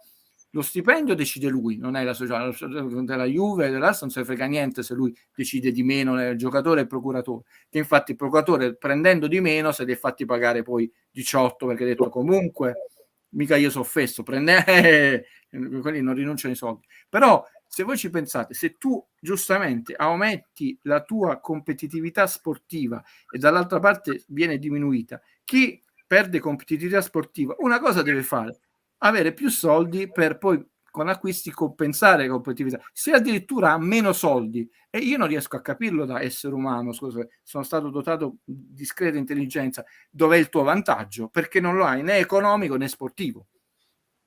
E qual è invece il vantaggio? Il calcio è esercizio del potere, perché De Laurentiis una cosa disse giusta: in Italia nessuno si mette contro gli agnelli, punto. Però poi ogni tanto parlano questi personaggi, quindi ormai con tutta l'educazione, perché io non dirò mai parolaccia a nessuno di questo mondo, però adesso quando Commisso mi dice oggi è martedì, io andrò a prendere il calendario perché non ci credo. Mi spiace, hai perso, perché 2 volte su 2 non funziona così. Cioè tu puoi fare tutte le dichiarazioni di questo mondo, non è che non ci credo perché probabilmente è martedì, però poi quando vai a votare in Lega voti che è mercoledì. Questa era la metà. Esatto, no, ma ci azzecca, perché su questo canale è sempre martedì, anche di sabato.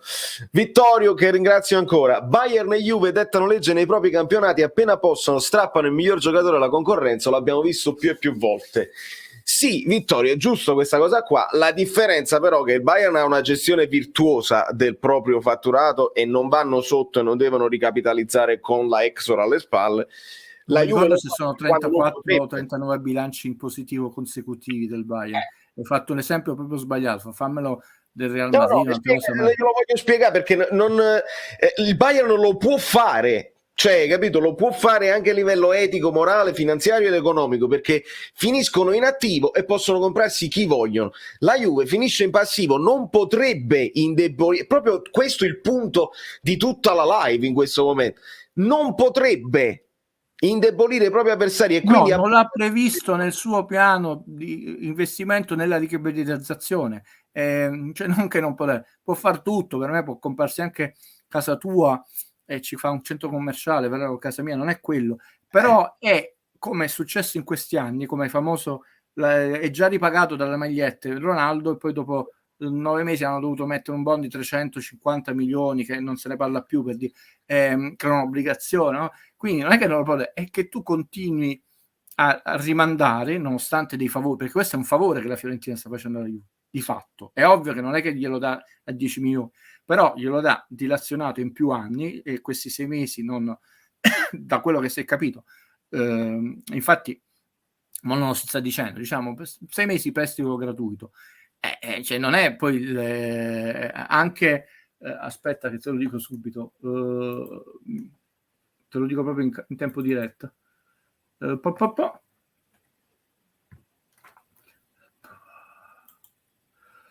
Tuanzabè, il Napoli paga un prestito oneroso senza, diciamo, obbligo di riscatto di €500.000. Non è svincolato come Juan Jesus. Ad esempio, per dire, Politano è venuto in prestito tipo 2,5 milioni e poi c'era il riscatto, no? Detto, i prestiti, soprattutto i giocatori medio alti, sono onerosi. Tu non stai prendendo, è vero che è molto giovane, ma gli attaccanti sono quelli che si pagano di più. È il capocannoniere del campionato in corso. Prestito gratuito non è un regalo, è Babbo Natale anticipato, Valerio. Senti Guido, questa domanda non è una domanda, è un'ipotesi. Pensa se fallisse la Juve non può pagare commisso. È possibile che la Juve fallisca? E ti spiego la mia domanda. Può un giorno la Exor decidere oggi non voglio più ricapitalizzare, tenete i debiti finché non finisce? Tecnicamente sì, perché il sistema oggi, insomma, mi scriveva la Juventina, pure lei, gli voglio bene, ogni tanto le idee poco chiare.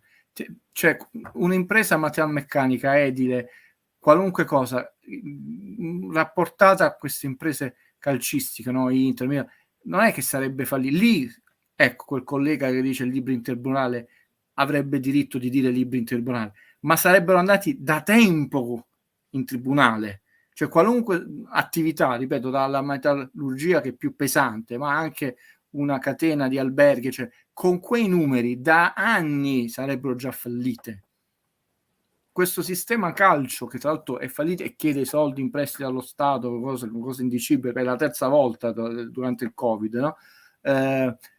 Teoricamente sì, però noi, avendo una situazione un po' curiosa, uscì un articolo durissimo tempo fa del New York Times, che lo devo ritrovare perché io leggo questi giornali, non declinati boom boom, non perdo tempo non so proprio, e disse che il sistema calcio italiano è un sistema tutto sbagliato, e portò come esempio negativo, quindi non Guido Gentile, la famiglia Agnelli, che è un sistema capitalista che non è un sistema capitalista. È un sistema familiarista, capitalista al contrario. Quindi tu hai una cosa gigantesca dove comunque ovviamente c'è una pressione familiare che decide, perché da un punto di vista finanziario già da anni avrebbe detto basta, signori, non è che noi possiamo continuare a tenere nel nostro universo un'impresa che annualmente è sempre più rosso, sempre più rosso, sempre più rosso. Solo perdita. O la gestiamo in pareggio, non dico che dobbiamo fare là, però ovviamente ti dico, da un punto di vista familiare non fallirà mai, perché troveranno sempre il modo di ricapitalizzare. Il punto è sempre quello, è sportivo che dovremmo parlare, ma questo è sport dal mio punto di vista? No. E soprattutto vi ho fatto vedere, cioè non è poco più grande, molto più grande, il doppio più grande, il triplo più grande, è infinitesimamente più grande rispetto, cioè è un miracolo che tu gli hai strappato delle Coppe Italia, cioè. Già, no, ma questo perché c'era il discorso come si fa, ovviamente, essendo due universi completamente diversi, a competere nello stesso campionato. E a me mi veniva in mente la storia della Superlega, no? Cioè, queste squadre super indebitate che hanno alle spalle chi può mantenerli a galla così, dovrebbero a questo punto farsi la loro Superlega, tutte le squadre, la Superlega degli indebitati, però senza partecipare più ai campionati. Cioè io la vedo così: a quel punto voi vi fate la Lega degli indebitati, il campionato italiano lo lasciate, non fate la Champions League, non fate l'Europa League, non fate il campionato italiano, spagnolo, e ci lasciate competere tra quelli che hanno una gestione virtuosa. Si può ipotizzare una cosa del genere? Io sono una persona che fa gli errori, li ammette, chiede scusa e poi riflette. Pure io ho fatto un errore, no, delle tante valutazioni.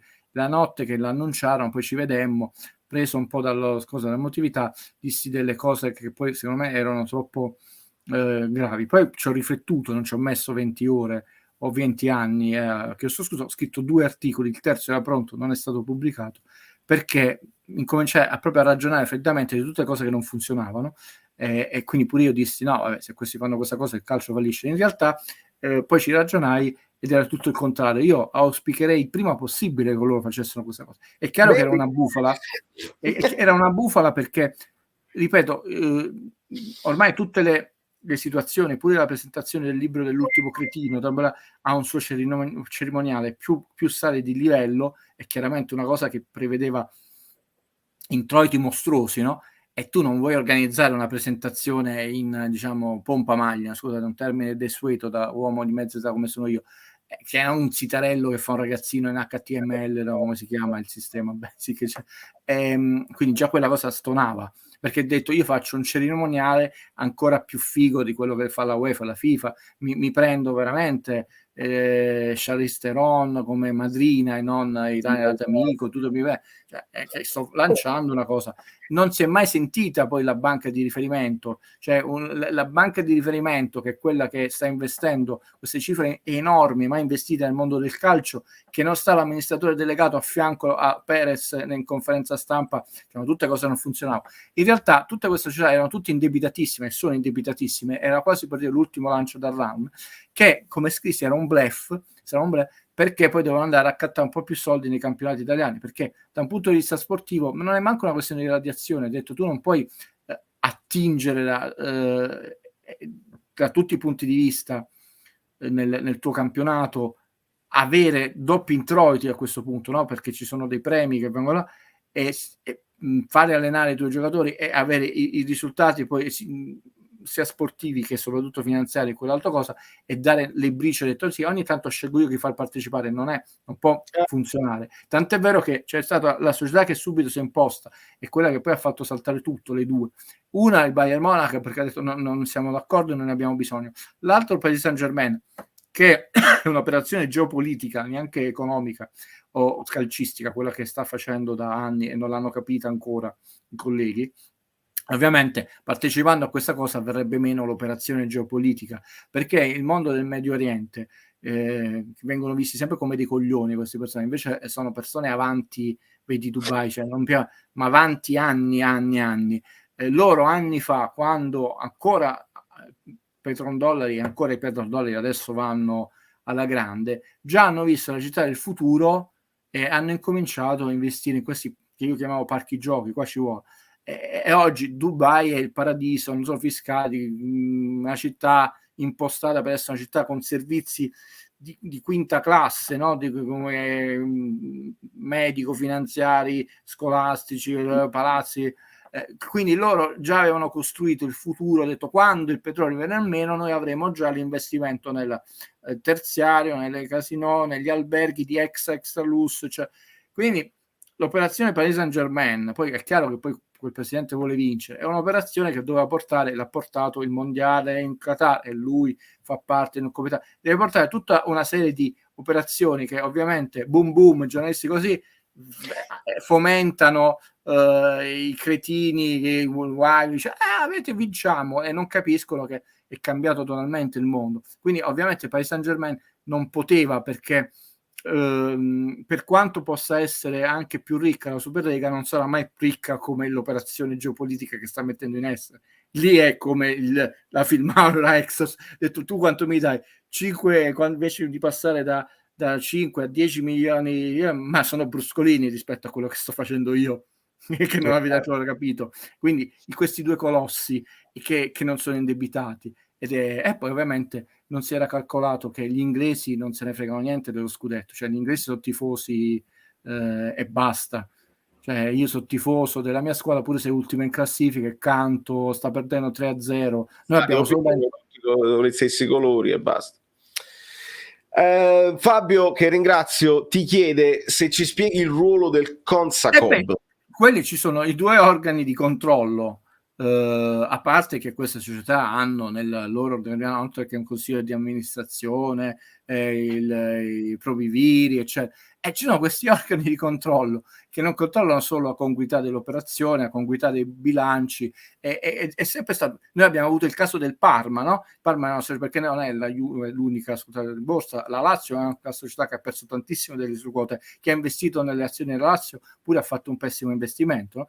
E ricordiamoci quando Benitez si arrabbiò e l'unica espulsione che ha fatto che fu crocifisso in sala mensa, manco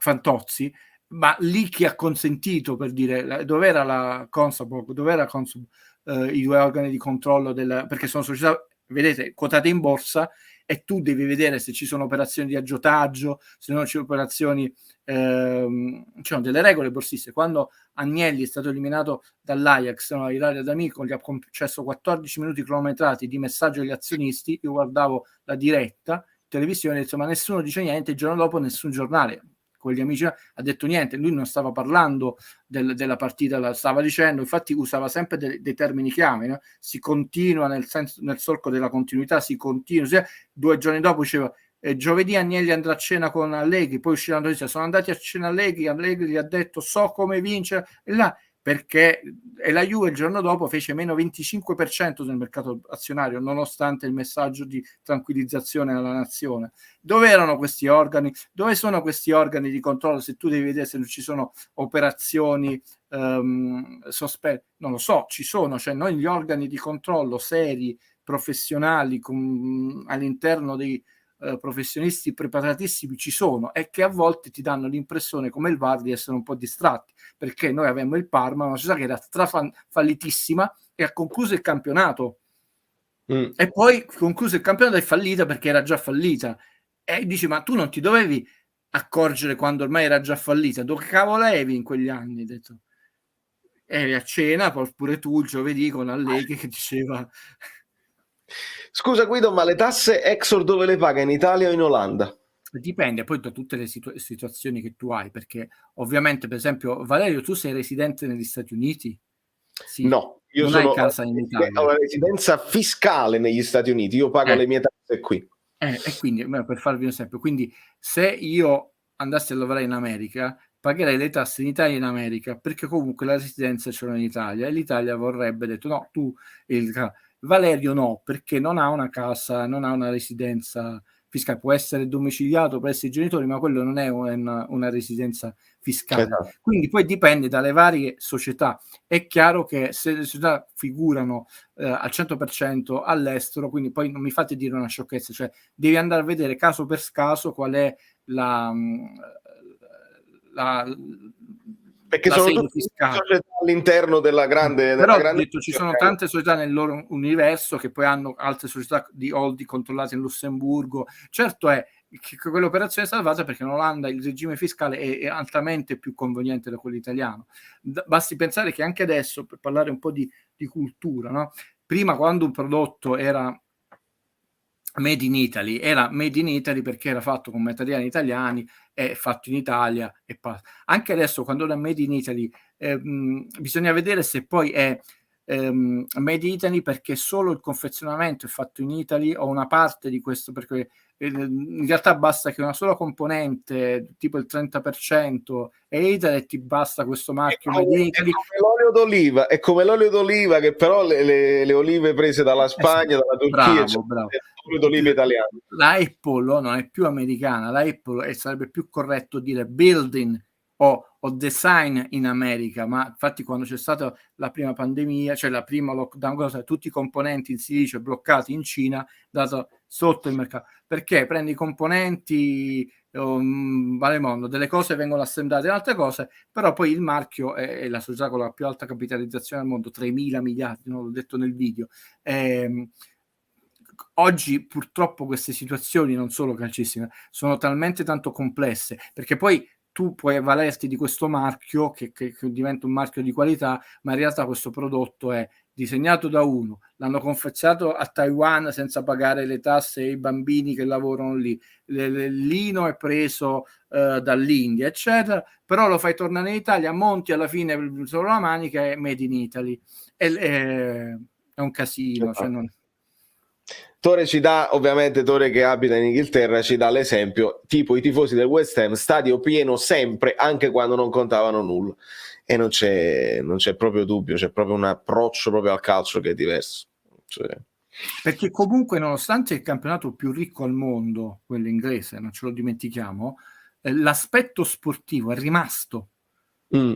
Sia calcistico, di competizione, che tu lotti pure fino all'ultimo valore, stai perdendo 4-0, di attaccamento alla maglia, è ricco. Probabilmente il primo ha trascinato il secondo, cioè l'aspetto sportivo, con manager che hanno investito, ha fatto aumentare ancora di più, e adesso l'uno alimenta l'altro, perché ovviamente avendo una competitività elevata, avendo possibilità di grossi investimenti, no? Detto, diventa ancora più affascinante, più spettacolare, e quindi, però detto, il tifoso lì non è legato che se perde la mia squadra 2 o 3 partite di seguito non vado più allo stadio. Infatti ho sentito oggi, poi leggevo la domanda di Pasquale, ho sentito oggi poi in avvicinamento a Napoli-Inter, stadio pieno, ma dove? Lo stadio pieno, ma quando? Voglio proprio vederlo lo stadio pieno, o meglio, pieno alla capacità che sarà consentita al momento di Napoli-Inter. Sono proprio curioso di vederlo. No, scusa, una cosa, prima mi leggi, cioè ti voglio dire questa cosa rapida, perché è giusto ricordarla, perché sennò, e poi rispondo col cuore. Cioè, la Fiorentina ha 10 punti più dell'anno scorso, sipario. Cioè la squadra che ha il rendimento maggiore dopo il Torino.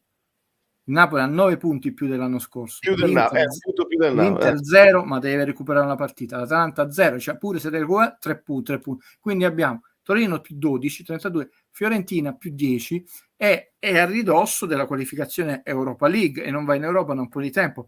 Quindi non è un regalo, è Babbo Natale a gennaio, ma i miei genitori mi hanno insegnato che arriva il 24, la notte del 24 dicembre. È chiaro questa metafora? Rispondo a questa domanda, rileggila, perché merita, Diego, sempre di essere riletto. Pasquale ti chiede: che ne pensi di Diego Maradona? Lo so, non c'entra nulla con quello che stiamo dicendo, ma voglio sentirti parlare di lui, visto che quando parli dici cose sensate. Come si fa a aprire una parentesi su Diego? Sono capitato nell'età o più giusto o più sbagliato, no? Quando era bambino io, è arrivato Maradona, e quindi le emozioni di un bambino sono quelle che io alimento ai bambini e le bambine che seguono Valerio, perché anzi io per loro mi preoccupo, perciò sono arrabbiato dell'esercizio portiere, perché a me io non vi tolgo i sogni, ve l'ho detto, e rispondi di Maradona, non sono io il vostro ladro di sogni, però mi preoccupo dei più piccoli, perché continuo a dire, pure se domani dicessero non esiste più il calcio in Italia, io l'ho goduto, anche quando non vinceva il Napoli, anche quando c'era fra Pampina o fra Pampina, Celestini, Castellini, il Giaguaro, quello che è rimasto nel cuore. Però arriva Maradona e io ero piccolino nell'84, e quindi proprio come il video che ho fatto su È stata la mano di Dio, che è un mio amico interista, è il mio amico di sempre, ci conosciamo da quando avevo 4 anni, che mi ha scritto in privato: è la prima volta che non ti ho visto distaccato quando fai un video, dici, tu sei sempre professionale, però ho detto ti capisco, perché c'è quelle emozioni, tu come quelli di Paolo Sorrentino ci passiamo pochi anni, detto le hai proprio vissute, sono le stesse, no? Detto non solo di tifoso, proprio di napoletano, e fortunatamente almeno in questo, avendo avuto tante sfortune nella vita, non ho perso come lui i genitori da adolescente, almeno questo, signore. Però quella sensazione l'ho avuta. Maradona, io ho avuto 3 fasi, no? di gioia immensa, come potevano essere differenti, di totale negazione quando, perché poi ero piccolo, fu trovato positivo, diciamo, alla cocaina, e oggi tra l'altro non è più doping, e quindi proprio c'è stato un rigetto, lo dico senza possibilità di smentita a me stesso, di vergogna. È giusto che sia così, perché avendo avuto un'educazione severissima, prima non si poteva parlare di droga, poi è diventato una sorta di studio, sono andato a approfondire sempre di più, ed è diventato un amore enorme, ma non per il giocatore, e non faccio la divisione Caravaggio, e non perché Napoli, non per lo scudetto, un amore che non potrei avere, a parte ovviamente la Sicilia, mio fratello, i miei genitori, per nessuno, perché la cosa che mi fa proprio amare Maradona, apprezzarlo, è che è stato una sorta di Cristo laico, cioè è come se fosse una persona che nella sua vita ha vissuto milioni di vite brutte, con un sacco di sofferenze, e come fai a portare sulle tue spalle milioni di vite? Quando Alfonso Signorini lo dice, le persone veramente amiche a Maradona l'hanno detto. È una persona che è stata trattata malissimo dalla vita. Per noi è un genio del calcio, quella cosa, ma noi vediamo solo quello che faceva in campo. Comunque la giornata è di 24 ore. E io quella cosa che ho pensato, l'ho studiato veramente tanto, perciò le persone che mi dicono sei tu che dovresti fare un libro, sei tu che devi fare un documentario, ho detto, non lo voglio fare. E quella cosa che mi sono reso conto, ho detto come può un essere umano, non sto parlando del calciatore Valerio, non mi interessa proprio il calciatore, come può un essere umano sopportare così tanta cattiveria e quanto siamo cattivi come esseri umani? Ho detto, era naturale che Maradona non arrivasse a 80-90 anni. Voi non potete immaginare, infatti io me la prendo moltissimo con i colleghi che adesso, tutti amici di Maradona, come quello da tutti. E dove sono? Gli amici, quelli veri, ti salvano sempre dalla situazione. Io, diciamo, non giustifico, voglio bene a Ciro Ferrara perché lui con onestà ha detto io ero un bambino, che carisma avevo, oggi mi potrei imporre, ma oggi ho 50 anni, all'epoca ne avevo 17. Detto, cioè, quindi, però vedete l'umanità di Ciro Ferrara che a volte viene insultato. Detto, io mi rendevo conto, ma non avevo proprio la forza, la personalità per poter, lui sì, però quando è andato via Maradona, di nuovo tutti i giornalisti mi hanno venuto a salutarmi, e io mi feci i calcoli, lo dissi già una diretta, ho detto, ma quante ore è stata l'ultima giornata di Maradona prima di andare? Invece non è vero perché scappò nella notte con 3 persone, quindi una grossa balla, tutti amici adesso. Ho detto, quindi per me Maradona è un esempio, ha detto bene, e qua i vari Mughini eccetera, drogato, no, è un esempio, perché è l'esempio di chi mette a nudo la fragilità dell'essere umano e la cattiveria di noi esseri umani nei confronti delle persone fragili. Perciò io è un esempio, ma che mentre altre persone lo nascondono il fatto che sei omosessuale, che ti droghi, che non paghi gas, lui che droga l'ha detto e disse io mi vergognavo e capì che avevo toccato il fondo quando mia figlia si allontanò, non mi voglio abbracciare, disse no, devo guarire perché lì, là. Quindi una persona contrario a tutta quella che è la narrazione sbagliata sulla droga, ovvero le canne così, Kubrick 2001, io che sono un uomo di cinema, no? Oppure Valerio un uomo di musica, i Beatles, cioè, cazzate, perché se tutte le persone che si drogano fossero così, cioè, avremmo tutte persone che sono i Beatles e tutte stanno i Kubrick e io non ne vedo in giro. Fai bene a ricordarlo, perché sono molto più le persone che si drogano che non servono a nulla. Droghi e basta. Esatto. Quindi io non sono un perbenino. L'altra parte della droga sono i vari giovanaggi. Invece Maradona ha detto fa schifo. Cioè una persona ha detto fa schifo. Quando dice a Kusturica ti rendi conto che un giocatore sarei potuto essere se non mi fosse... È una missione di colpa all'umanità. Quindi una persona che dice fa schifo e quando uno dice io che odio le frasi fatte ti metti a nudo, però la cosa grande sua è che ci ha mostrato quanto possiamo essere grandi a volte quando amiamo e quanto possiamo essere cattivi quando odiamo. Però lì è stato veramente più l'odio, quindi non è vero il fatto dell'amore. L'amore è stato, vedi il popolo argentino che piange, e per me questo è un grande esempio, perché è un grande esempio di vita, quindi io ormai non lo considero più un calciatore, i grandissimi gol, ma un grande esempio di vita, perché può essere veramente un esempio alle giovani generazioni di cosa significa sbagliare e quali sono gli effetti negativi di un errore sulla vita degli altri. Questa è la grandezza di Maradona.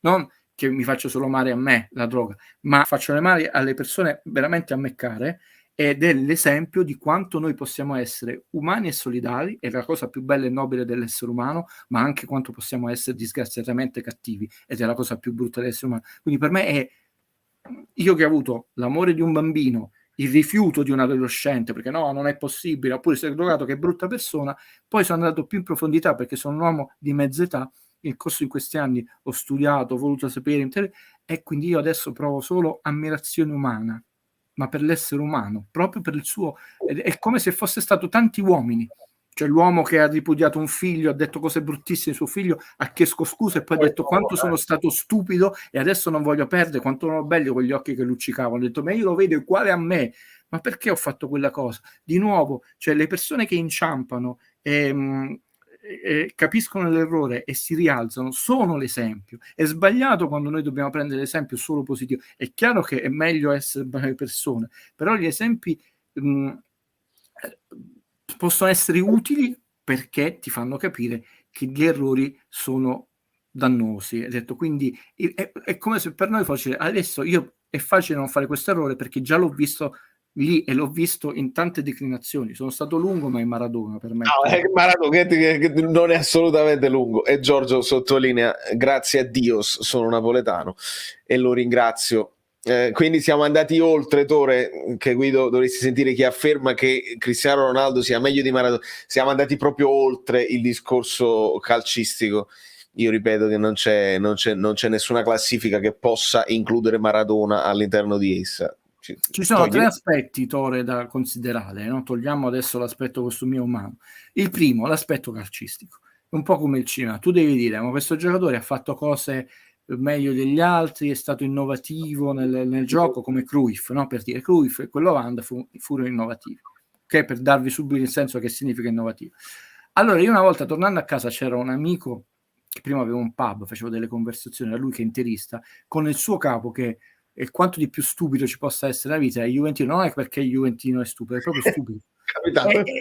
Quindi attenzione, è stupido, poi se era napoletano era stupido e voleva convincere questo mio amico, io ero arrivato, li ho salutati, vedi, fate con tutti i numeri perché Cristiano Ronaldo ha dei numeri mostruosi rispetto a Maradona.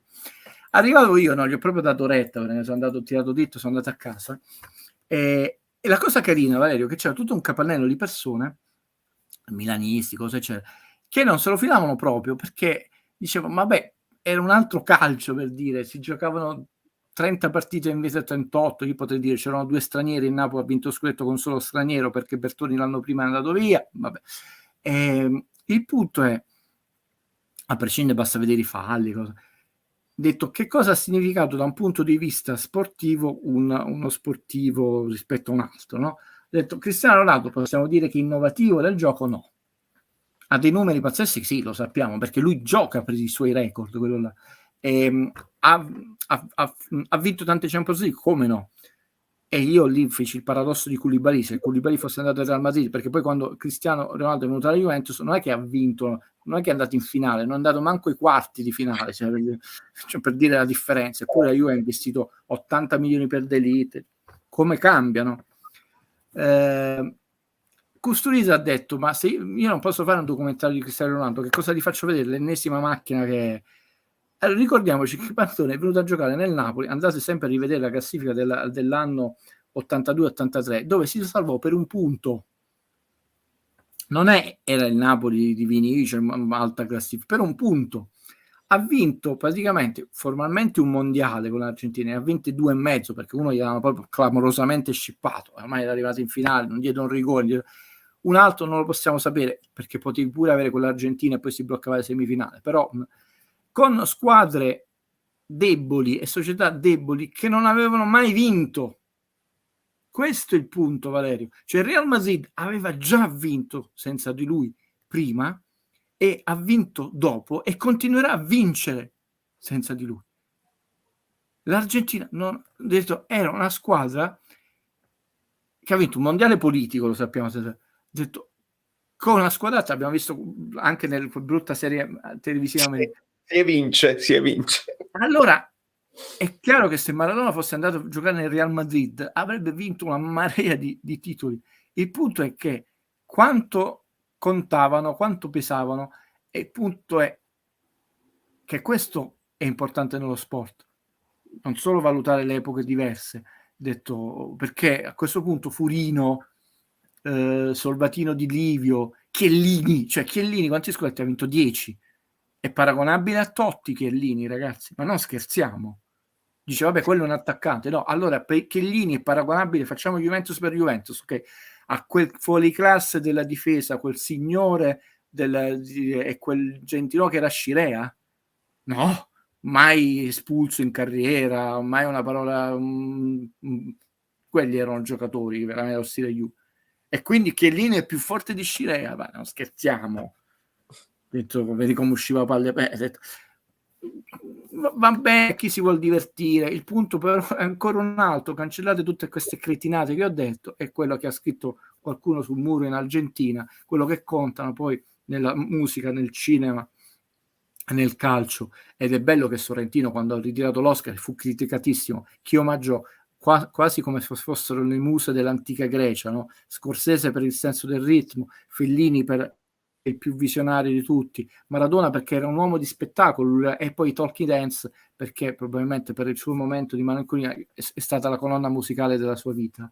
Detto, alla fine le arti o lo sport devono dare emozioni. L'amico Bellino prima citava il Bayern Monaco, e tutti adesso vanno nel Bayern Monaco. Il Bayern Monaco è stata una squadra che ha perso una finale in 1 minuto e mezzo. Il Bayern Monaco ha perso con Ancelotti in panchina con Real Madrid una delle partite arbitrate peggio della storia dell'umanità, perché comunque Real Madrid si mangia qualunque altra squadra come potere politico, eppure ha perso 5 finali, eppure si è rimesso in moto, e le sue Champions League, le sue 5 Champions League ce li ha, perché poi all'estero questa corrispondenza, Valerio, c'è, cioè le squadre più forti in campionato sono anche le squadre che vincono più in Champions League.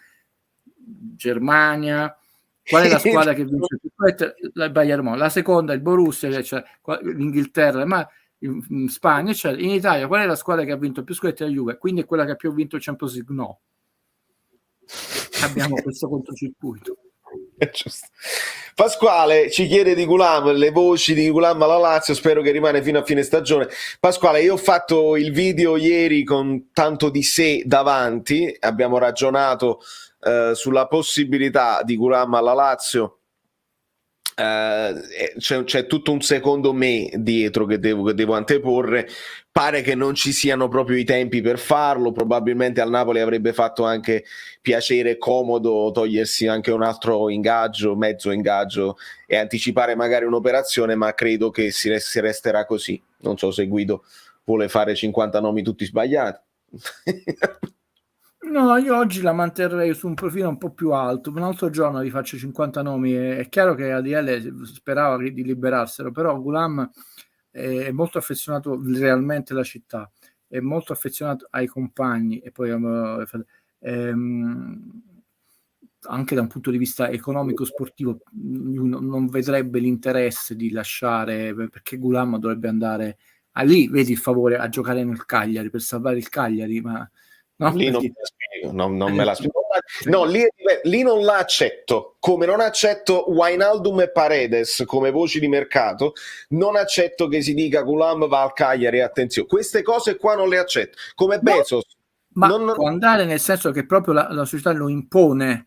Io non è che, perché quello è un nome che io feci segretamente, non c'è una logica. Diciamo, feci segretamente a Valerio, ma quanti mesi fa, ho detto, ti ricordi, prima, e poi è uscito, perché è uno di quelli che non ha, cioè io oggi vi ho letto prima di collegarmi che qualcuno diceva Tuanzabè non è, a parte il prestito oneroso senza diritto né obbligo né cose di riscatto, non verrà confermato dalle Laurentiis. Probabilmente se Napoli dovesse fare benino, Spalletti, sia perché è un suo uomo sia perché mi sembra più integrato e anche più di classe, potrebbe chiedere una conferma di Juan Jesus, che è arrivato da svincolato, quindi senza neanche il prestito oneroso.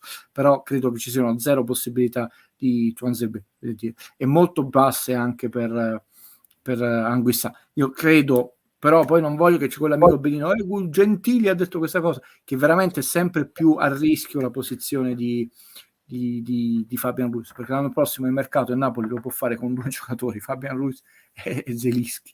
Zelinski probabilmente sarà il capitano in pectore della squadra, perché già quest'anno l'ha indossata con una certa personalità, cioè le troppe voci sono veramente di separazione da Mertens, e questo è un errore, fammelo dire in diretta, Valerio, non per il fatto umano, non per il fatto della riconoscenza, per un fatto sempre quello che diciamo, che poi ti fa rendere meglio i tuoi giocatori. Però vogliamo parlare di un altro aspetto che non è mai stato detto, ed è veramente brutto, è brutto questo calcio moderno, ed è bruttissimo il calcio italiano, ed è bruttissimo che il Napoli si sia con De Laurentiis juventusizzato, per dire. Ma tu, Valerio, che messaggi mandi, non alle tifoserie, non sai fotte niente, ai tuoi giocatori? Cioè, se le tue bandiere vengono trattate così dalla società, quale giocatore può venire in futuro a affezionarsi a questa squadra? Dobbiamo dirla questa cosa, perché le ultime bandiere, rarissimo ormai nel calcio moderno, dove dopo 2 stagioni cambi già squadra, sono andate via nel totale anonimato e andrà via così, non da un punto di vista umano, perché capace che veramente lui comunque si compra casa e rimane a Napoli, ogni tanto viene un mese, viene a farsi, vabbè, però è un brutto segnale, cioè c'è una società che non solo non valorizza, ma non tratta con l'onore e con il rispetto che meritano le sue bandiere. E quindi io giocatore so già che sono di passaggio, perché non perché sei una squadra media o quella cosa, ma proprio perché non mi interessa a me società avere... Questo ribalta proprio il concetto che noi facciamo, il mercenario che va, e però ti devi sentire anche parte di una famiglia. Esattamente. Cioè, il fatto di Mertens, che c'è una parte della stampa, quella che ha appoggiato Insigne, che non fa altro che parlarne male. Mi scuso, sei sempre carino con me. Il fatto che sapevo, il fatto della ma figure, sono tante cose che non so nella vita, Valerio, quindi è capitato che sai quante cose mi hai insegnato e mi insegnerai. Però questa cosa qui si sapeva. Il punto è questo, che non si dice... Bravo.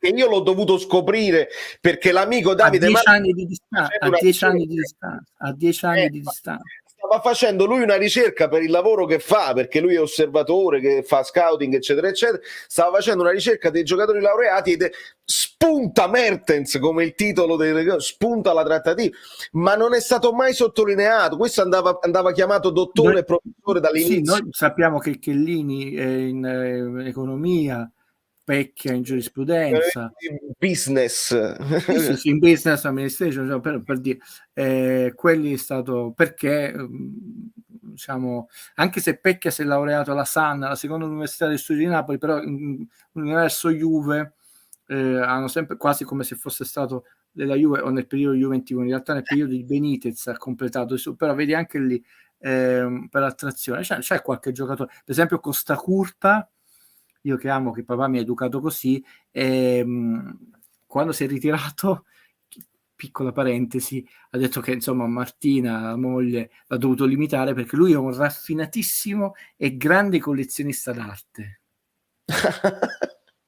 E quindi ha fatto un corso di management, perché ha detto io adesso non guadagnerò più quelle cifre, quindi non mi posso più togliere i sfizi ogni mese, quindi me ne posso togliere uno l'anno, ma ci deve essere Martina Colombari, grandonna, che mi tiene a freno un quadro. Quindi ci sono anche ragazzi di intelligenza, a me piace tirare da tutti, vedete, per esempio Chiellini nel suo mondo poi non sarà uno di quei falliti perché lavorerà anche fuori nel mondo del calcio, cioè, io su queste cose infatti ce l'ho con le persone stupide, non con le persone che hanno una maglietta. Costa Curta, ragazzo di spessore, e poi ama investire nell'arte, una cosa che mi stupì, per dire, vedi, non l'ignorantone. No, è bello questo. Queste voci di KK alla Juve che poi sbaglio o escono tutti gli anni, cioè si scava nella memoria. Lo darebbe proprio, ma Koulibaly alla Juve, poi vogliamo dare come mio amico laureato in fisica il 100% mai, allora diciamo l'1% sì, il 99%. Sono persone, guardate, a Napoli io non ci vivo più, però c'è mio fratello, prima ci andavo continuamente anche per cose mie personali, sono molto integrati, pure se non hanno fatto scandali come altri, perché tu puoi fare tante cose anche in silenzio, come l'ha fatto per 8 anni Mertens, poi se ne accorsero il fatto delle donazioni ai canili per i cani randaci. Come no? Guardate che poi questo fatto della napolitanità è una grande cretinata, cioè non è che tu devi essere per forza nato, cresciuto a Napoli, perché ci sono persone squallide a Napoli, è proprio come disse De Crescenzo, no? De Crescenzo è stato un genio, che mi piace credere che ciascun essere umano c'è una parte di Napoli dentro di sé, perché è una parte di un uomo d'amore, anche se sei un uomo di libertà. Quindi ci sono delle persone che si sposano meglio con questo ambiente, pure se uno è nato in Senegal, uno è algerino, non c'entra niente, ho detto. Capiscono certe sfumature meglio di alcuni, ma forse anche con il giusto non distacco, perché invece sono più appassionati, con la giusta prospettiva di importanza. Però tutto può essere, la vedo difficile che Koulibaly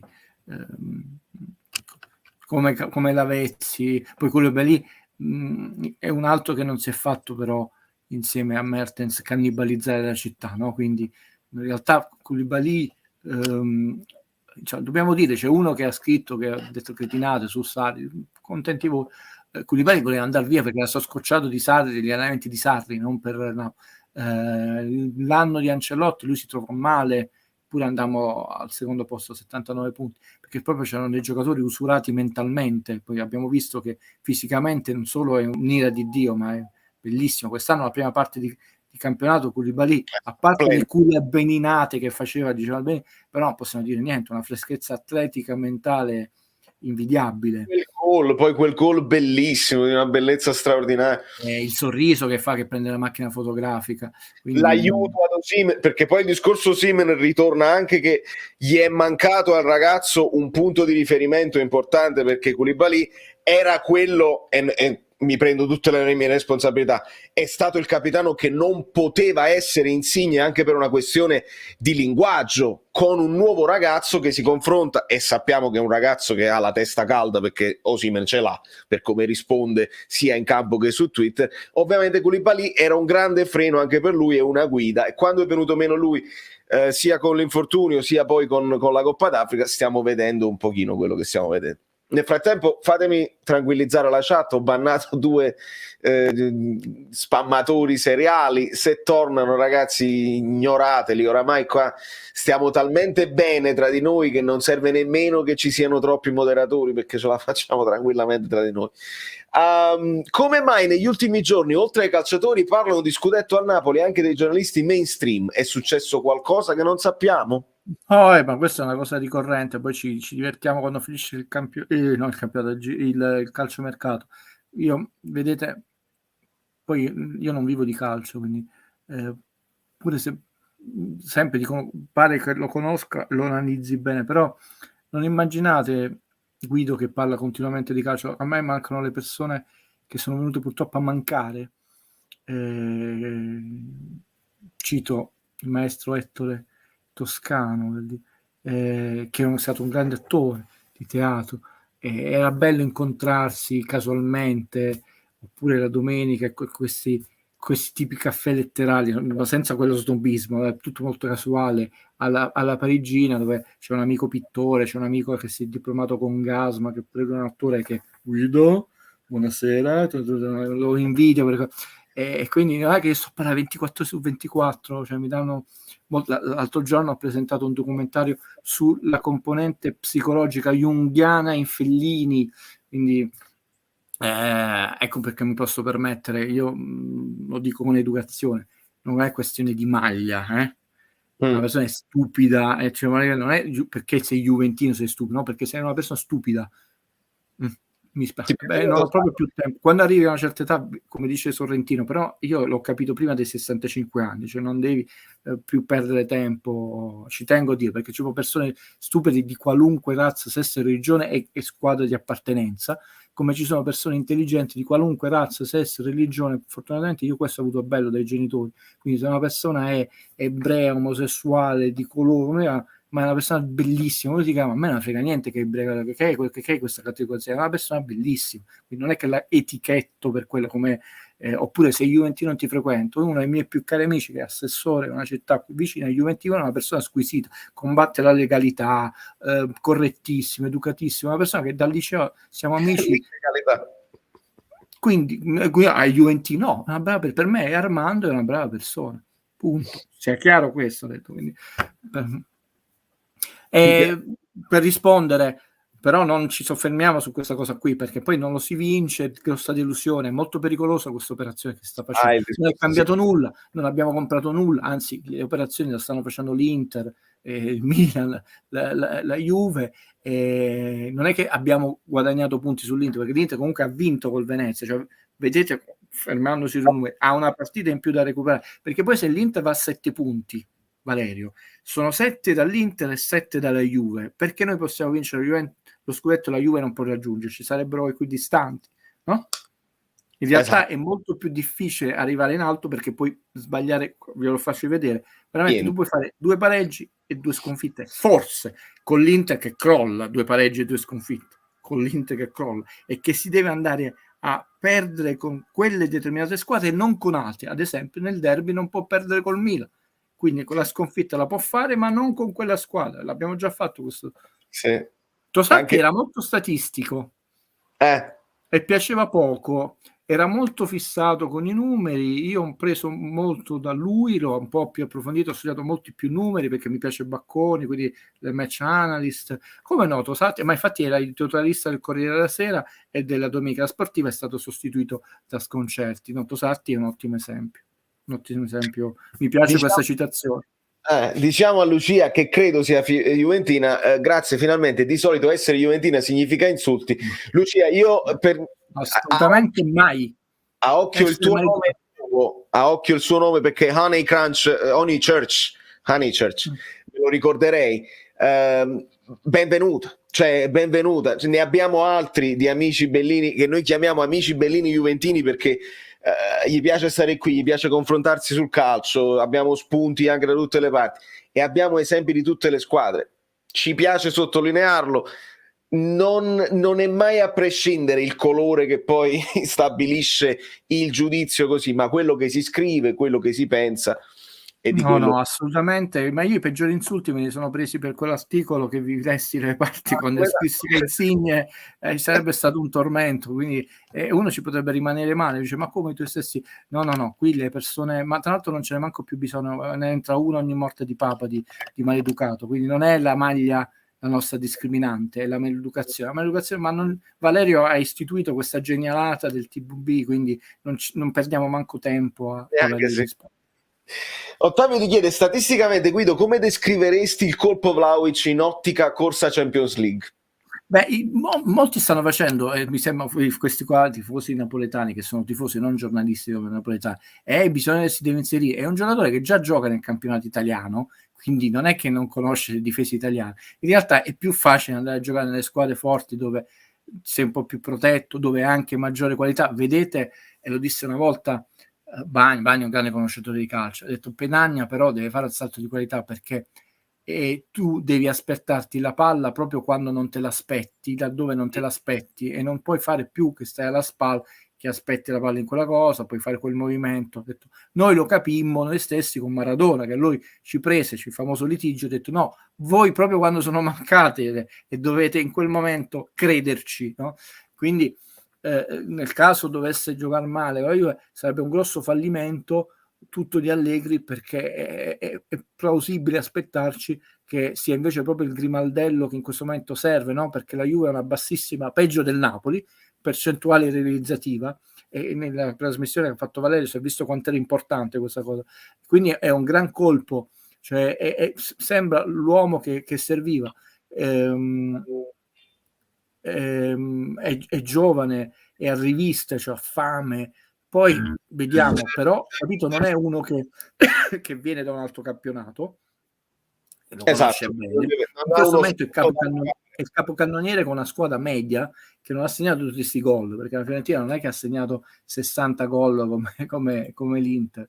È un gran calcisticamente, abbiamo già fatto il fatto della come si chiama, della finanziario. Calcisticamente è un gran colpo, nulla da dire, cioè è un gran colpo dove, e io sono sportivo quindi non gufo nulla, è facile immaginarsi grossi benefici. Se non dovessero venire, questa amica Bellina evidentemente conosce, non devi per niente far scongiuri, io non sono un tipo che augura, che gufa, e sarebbe un grosso problema tattico dell'allenatore, perché non ci sono elementi seri di preoccupazione, e soprattutto poi Allegri, in questo è buono, non è Sarri, quindi non è la dieta, cosa fra 6 mesi, no? Ho detto, questo è capace che lo schieri fa subito doppietta.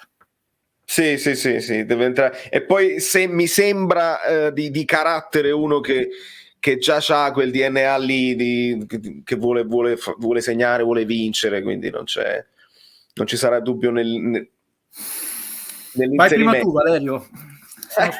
Vai prima tu, perché questa è una bella domanda. Questa è una bella domanda. Il Leone di Montagna ci chiede la vostra opinione su Balotelli in nazionale. Allora, io certe cose faccio fatica a spiegarmele, o meglio, me le spiego, ce le siamo spiegate in passato e non mi sono piaciute le cose che poi al rigor di logica ci siamo detti. Io non sto seguendo la carriera di Balotelli, ma vi assicuro che un Balotelli che già in Serie B, se un Balotelli in Serie B facesse qualche gol in più, se ne parlerebbe su tutti i giornali, perché comunque è uno di quelli che ha il procuratore alle spalle, è famoso e quindi fa sempre notizia. Già in Serie B ha avuto delle grosse difficoltà. Adesso non so nemmeno in quale squadra è stato, Guido mi aiuterà, in quale squadra è tesserato. Sì, turca. Una squadra turca.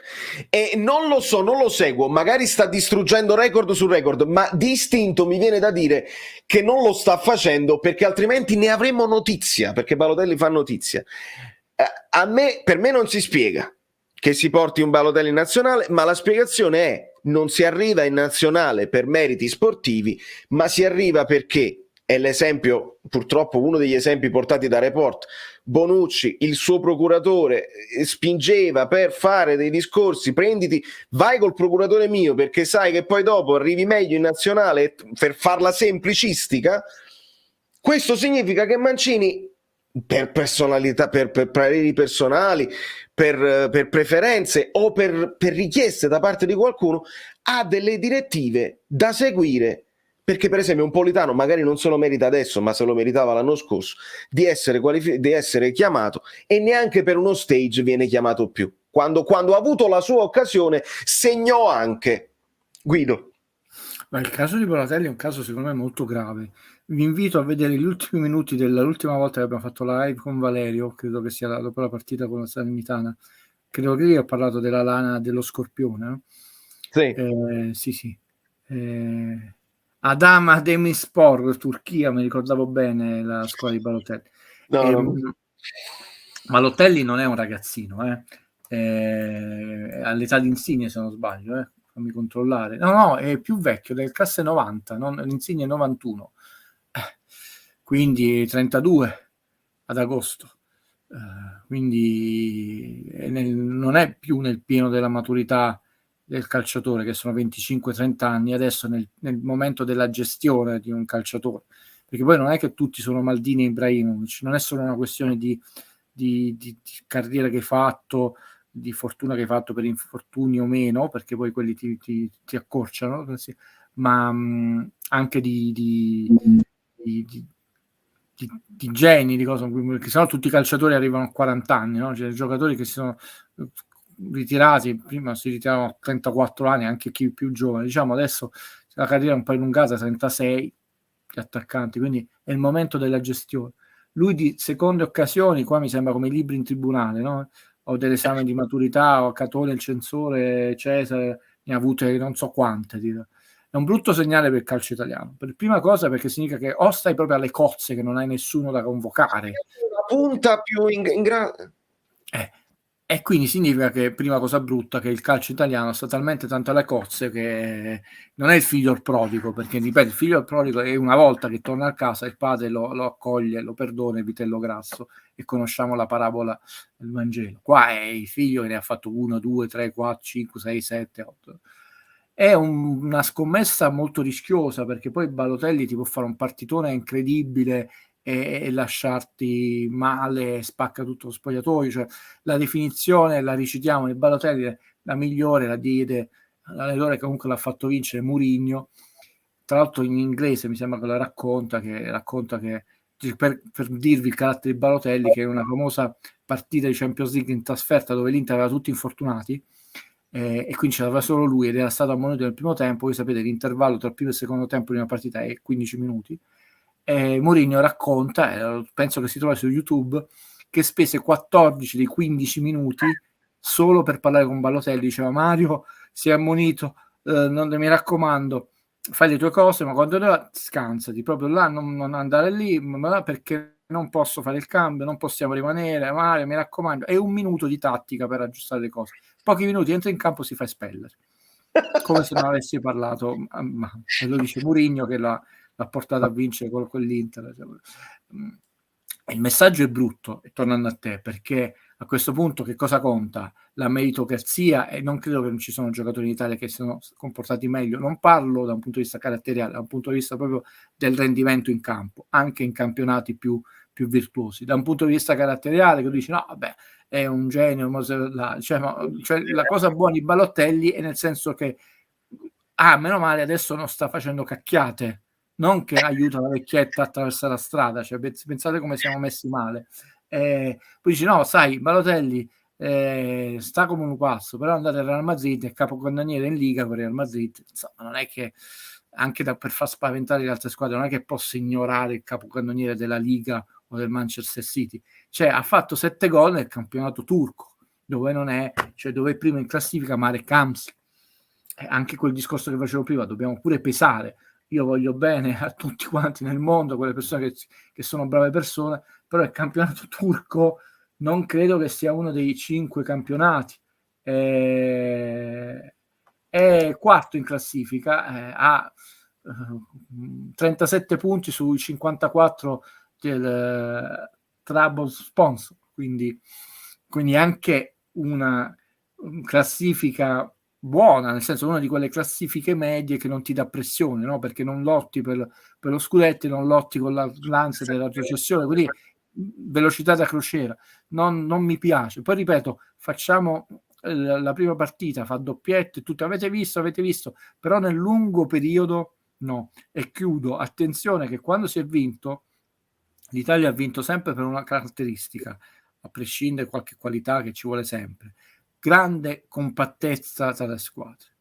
In nazionale è più importante che delle partite, diciamo, di campionato, dove a volte ci sono dei giocatori che sono scazzati tra di loro, resistono fino al 38esimo, ma in nazionale, quando abbiamo vinto, quella che ci emoziona di più, Berzotto l'82, Lippic e anche questo europeo, che è quello che ha emozionato di meno, comunque c'era una grande compattezza di spogliatoio, di ilarità, di aiutarsi, eccetera. È un giocatore divisivo e quindi se le cose gli vanno bene, però nel calcio la vittoria tu la costruisci quando le cose non vanno bene. Quando vanno bene nella vita tutti siamo bravi. La battuta di mercoledì da Lione, fammi ogni tanto Bir, che cosa dice? Gli amici detto servono quando hai torto, quando hai ragione siamo tutti, di solito si dice no, gli amici nel momento di bisogno, e invece lui la svolta così. Bir, un po' il mentore, l'uomo che faceva queste tavole meravigliose, uno dei film generazionali più belli della storia del cinema, flop clamoroso nel 78, a dimostrazione che non sempre il botteghino è sinonimo di qualità. Quindi gli amici servono quando hai torto. È una battuta. Quindi quando le cose vanno bene, in tutte le cose della vita, nell'amore, tanto è vero che se le cose vanno bene nell'amore. Quando c'è la crisi, le grandi coppie superano la crisi e rimangono insieme. Quando sono fragili, al primo litigio, perché non hai chiuso bene il dentifricio, ti lasci perché non sai convivere con una persona. Quindi Balotelli non lo vedo una persona che, diciamo, siccome non hai chiuso bene il dentifricio, ti perdono. Valentina ci dice, ma secondo voi, giustamente, secondo voi su chi bisognerebbe puntare? Perché questo poi è quello che vince, che siamo proprio corti. Belotti non ha mai incito, Scamacca e Raspadori sono troppo azzardate come scelte. Io faccio un altro esempio, abbiamo naturalizzato Joao Pedro proprio perché si serve qualcuno che magari segna. Ne abbiamo fatto Guido il discorso su Immobile l'altra volta, insomma, che no, forse non c'eri tu, ne parlammo in un'altra se voi prendete le prime 10 squadre del campionato in classifica, tranne la Lazio, hanno tutti attaccanti stranieri. Esatto, sì. Anche noi, no? Tranne Insigne, che è una ala sinistra. È inutile mo citarle perché siete bravissimi, che sarebbe abbastanza stucchevole. Ibrahimovic, quindi noi nel corso di questi anni abbiamo prodotto pochi attaccanti, ce li siamo andati a comprare e a volte abbiamo messo anche giovani sottraendo spazio. Però io avrei puntato più su un giovane di queste squadre qui, sono d'accordo, perché lo merita e perché comunque in prospettiva per il mondiale, no, piuttosto che Balotelli, perché Balotelli fra 2 anni, no, nel prossimo europeo ce n'ha 34. Però sono scelte di Mancini. Anche lì c'è una parte della stampa che ha detto era ora, è contentissima, una parte di no. Su questo sinceramente io non mi sento di condannare nessuno. Io ho detto è un po' un rischio, attenzione, io non mi permetto di dire no, è un po' il rischio per questioni tecniche, caratteri, anche lì le spiegavo. Dove è andato a giocare? Lì. Cioè, la sua carriera, come facevi notare tu, è stato tutto un continuo ribasso, perché prendiamola, citiamo, cioè Balotelli è un uomo fortunato, anche perché Raio, cioè lui ha mandato a quel paese l'Inter, ma si è separato in malo modo, è andato a giocare giusto nel Manchester City, che qualche soldino c'era, poi è voluto andare a giocare nel Milan, perché è la sua squadra del cuore, separato malissimo, perché andava malissimo nel Milan, caratterialmente. Raio è riuscito a piazzarlo nel Liverpool, che è una squadra poco storica, e poi è tornato nel Milan, di nuovo flop, è andato nel Nizza. E già Manchester City, Liverpool, Nizza, Olympique Marsiglia, perché ti rimango nell'ambito, e poi Brescia in Serie B, che è tornato in Serie A, poi Monza in Serie B, e nel Monza in Serie B uno fuori classe, una bestia calcistica come Balotelli, calcisticamente parlando, non lo sto insultando, cioè un'ira di Dio, mamma mia, doveva mangiarsi il campionato, ha fatto 2 gol, 12 più 2, 5 più 2, ma è andato in campionato turco, quindi la parabola Nizza, Marsiglia, Brescia, Monza, Adana, non parliamo quindi di un gol, una stagione, una partita, parliamo già dal 2016, 2017, 2020, 2021, quindi non lo so, io avrei puntato su altro sinceramente, però fortunatamente non sono né allenatore della nazionale né quello che è tipico italiano che vuole diventare immediatamente CT della nazionale, ma per questioni proprio analizziamo tatticamente, tecnicamente, caratterialmente, dove sta giocando, come sta fisicamente, ci sono tante voci dove al massimo possiamo dire media, non diciamo un disastro, dice media, e non riusciamo a trovare qualcosa che è medio, alto. Prendiamo 5 voci di valutazione, 3 sono medie e 2 sono alte almeno, invece. Sì, nel frattempo nella chat si continua a fare discorsi Maradona, Ronaldo, Messi, eccetera, eccetera. Gigli ti dice: caro Guido, il Real Madrid non vince la Champions dal 2017, indovina quando è andato via Ronaldo dal Real Madrid, il discorso quindi non regge. Avverto probabilmente è colpa mia che mi spiego male. Il Real Madrid ne ha vinte 13 di Champions League, meritato, e ne deve vincere altre nella storia. Questo è un fatto. Il paradosso che ho scritto nell'articolo di Koulibaly è chiaro che se Marek Hamsik avesse giocato in un'altra squadra, qualche scudetto l'avrebbe vinto, come ci sono tanti giocatori. Il Real Madrid ha avuto la decima, l'ha vinta dopo tanto tempo. Che Ronaldo sia un cecchino incredibile, cioè anche le persone defunte lo direbbero, lo dicono, cioè nessuno poi proprio ha una percentuale realizzativa, anche perché lui tra tiri, non è Insigne, tra tiri tentati e tiri nello specchio e gol, proprio se non sa di far gol, cioè, nessuno qui nel canale, che sono tante persone educate e preparate, ha mai sminuito questi valori.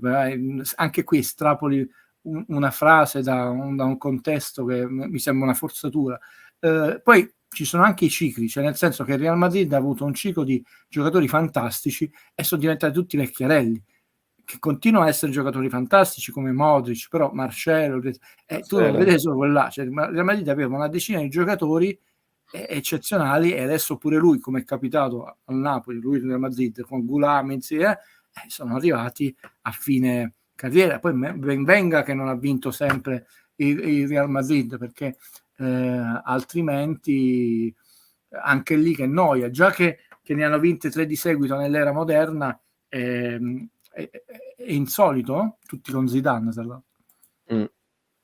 Sì, poi uscivano anche dei discorsi, questo nel gruppo degli abbonati si è parlato di Puskás, ovviamente i numeri di Puskás superano tutti quelli dell'immaginario possibile, probabilmente Puskás resterà uno con più gol di Holland, ha fatto un buon numero di gol anche nel campionato ungherese dove giocava prima, ma poi si è confermato con il Real Madrid in un altro calcio, quindi questi paragoni che poi con come si dice, sempre in discorsi di disomogenei, di differenze clamorose, di situazioni, di campionati, di epoca, lasciano poi alla fine il tempo che trovano. Sì, perché poi Di Stefano è un giocatore molto più completo di Cristiano Ronaldo. Quell'ultima Champions che ha vinto Real Madrid l'ha nettamente scafignata sia perché il portiere titolare è infortunato del Liverpool e quello ha fatto 3 papere su 3, e poi comunque Sergio Ramos va a rompere la spalla di Salah che era un'ira di Dio,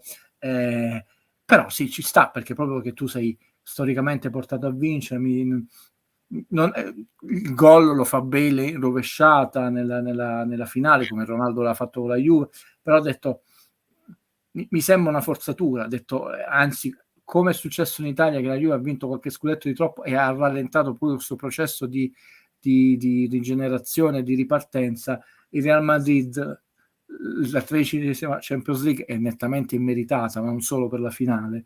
E detto il Liverpool è stato sfortunato anche l'altro anno, di nuovo Alisson infortunato, sta dominando con l'Atletico, è passata e quelli fa 2 paperone clamorose e non passa in finale. Detto poi arrivati in semifinale, amici Bellini, in qualunque sport, che sia il tennis, il calcio, cioè, è lì l'episodio, cioè, quando una squadra, infatti lo dico, arriva in semifinale in una competizione, per me ha fatto bene. Se fa di più è la vittoria, cioè, però in semifinale arrivare alle prime 4 è il massimo. La vittoria è la ciliegina. Arrivare alle semifinali non è un fallimento. Quando dice è stato eliminato 4 Guardiola per l'ennesima volta eliminato, cioè tu sei arrivato sul tetto, lì poi è veramente palo dentro, palo fuori, perché le differenze sono minime. Comunque Real Madrid, perché lui mi cita Ronaldo, cioè lui ha avuto per anni Sergio Ramos, trovatemi un difensore così cazzuto, lì ci vuole il termine di De Laurentiis, che fa 100 gol, perché tutti citano i gol di Cristiano Ronaldo, ma mi sembra che Sergio Ramos ne ha fatti 101 con Real Madrid. Adesso vado a controllare, una cosa mostruosa, per dire, detto, non è, parliamo di, cioè, per un difensore parliamo di numeri di un calcio moderno, tutto quello che vogliamo, chiaramente, però parliamo di numeri impressionanti, fuori scala. Ha fatto 101, Guido si ricordava bene, 101. Cioè, buttiamo via Sergio Ramos. Canale, siete completamente pazzi, signori miei, siamo alla fine di questa live speciale. Giusto 3 minuti di saluti generali, di ringraziamento a Guido. Questa live si chiama 1 di 2 perché abbiamo parlato un po' di calciomercato, ma alla fine, per quanto riguarda il Napoli, c'è purtroppo poco da dire, diciamoci quello che è. E quindi faremo una chiusura di discorso di calciomercato quando il calciomercato sarà chiuso e quindi non possiamo parlare più di ipotesi, eccetera, eccetera, e tirare le somme. Io voglio ringraziare. Mi dispiace Carlo, ma sei arrivato, te la puoi recuperare perché è stata interessante. Ti faccio vedere, guarda un attimo, questa e non capisci che cosa, poi c'è questo e non capisci, poi c'è questo qua. Quindi se te la recuperi, secondo me è divertente. Voglio ringraziare Guido Gentile per la sua disponibilità. No, grazie a voi per la pazienza, la cortesia, spero che si allarghi sempre la base di più tifosi possibili. Tifosi, infatti, i tifosi sono tifosi, quando sono tifosi non c'è. Poi è chiaro che ciascuno reputa la sua squadra come l'amore più, quello è anche giusto che sia, lo dico sempre, perché se tutti fossero tifosi di una sola squadra sarebbe una noia mortale, di cosa parleremmo. Chiudo. Poi Valer mi ha pure chiesto, no, abbiamo voluto evitare totalmente di parlare del mercato del Napoli, cioè a unirci a questo mondo di sparare 700 nomi tutti sbagliati, domani ci presentiamo, ne spariamo 800, chiaramente tutti sbagliati, perché poi non è meglio, non solo illudere, i sogni devono essere sogni, o sogni romantici o sogni che ti ispirano a dare il meglio di te. Velasco questo ce l'ha insegnato, no? Ha detto non fa niente che poi non sia arrivato al 100%, già il fatto che tu sia arrivato all'80% è quell'80% che non avessi raggiunto senza... le bufale però no, è un'altra cosa, perché non ti portano a dare il meglio di te e non sono nemmeno romantiche, quindi illudono e rimani solo deluso. Io le eviterei, perché continuo a dire la bufala, per chi ama la mozzarella sulla pizza oppure con una bella caprese sta benissimo, quindi noi abbiamo voluto evitare aspettiamo questi giorni finali e vediamo cosa è stato fatto.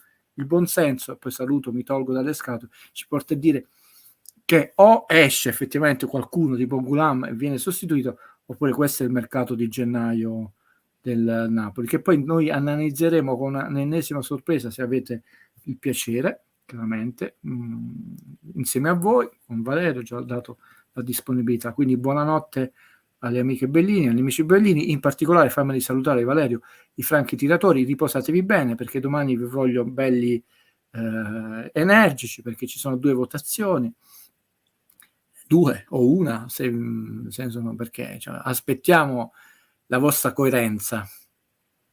Meno male che vivi a New York, Valerio, perché bravo, lo volevo chiudere così, come diceva Matrix, l'ignoranza è un bene. Un abbraccio. buonanotte.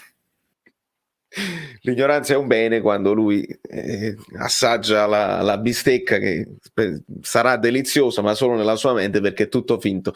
Signori miei, vi bacio forte, un buonanotte generale Bellino, Mattias, Mario, Domenico, Fablo, Stefano, tutti gli amici abbonati e non, quelli che hanno supportato e non, quelli che hanno lasciato dei like, quelli che si sono dimenticati. Oggi non ho avuto neanche voglia di ricordarvelo, proprio tenevo voglia di parlare, di discutere, di ragionare, e abbiamo, secondo me, detto bene alcune cose importanti per capire quello che si può fare, quello che non si può fare, quello che è calcisticamente possibile o calcisticamente improbabile, statisticamente si può fare, ma poi non è pure detto che possano farcelo fare. Ma questo è un discorso che approfondiremo, perché qua si approfondisce sempre. Sigla. Questo programma è stato offerto da niente di meno un programma, cioè proprio la sigla, fluido.net, e magliette, le cose, insomma, valeriofluido.oplix.com. Comunque tu ti sei montato alla testa, alla fine è un programma. Sì, ringrazio infinitamente il lavoro instancabile dei moderatori, gli abbonati Bellini e i supporters, i collaboratori e tutti i vostri commenti, perché questa community è come una seconda famiglia.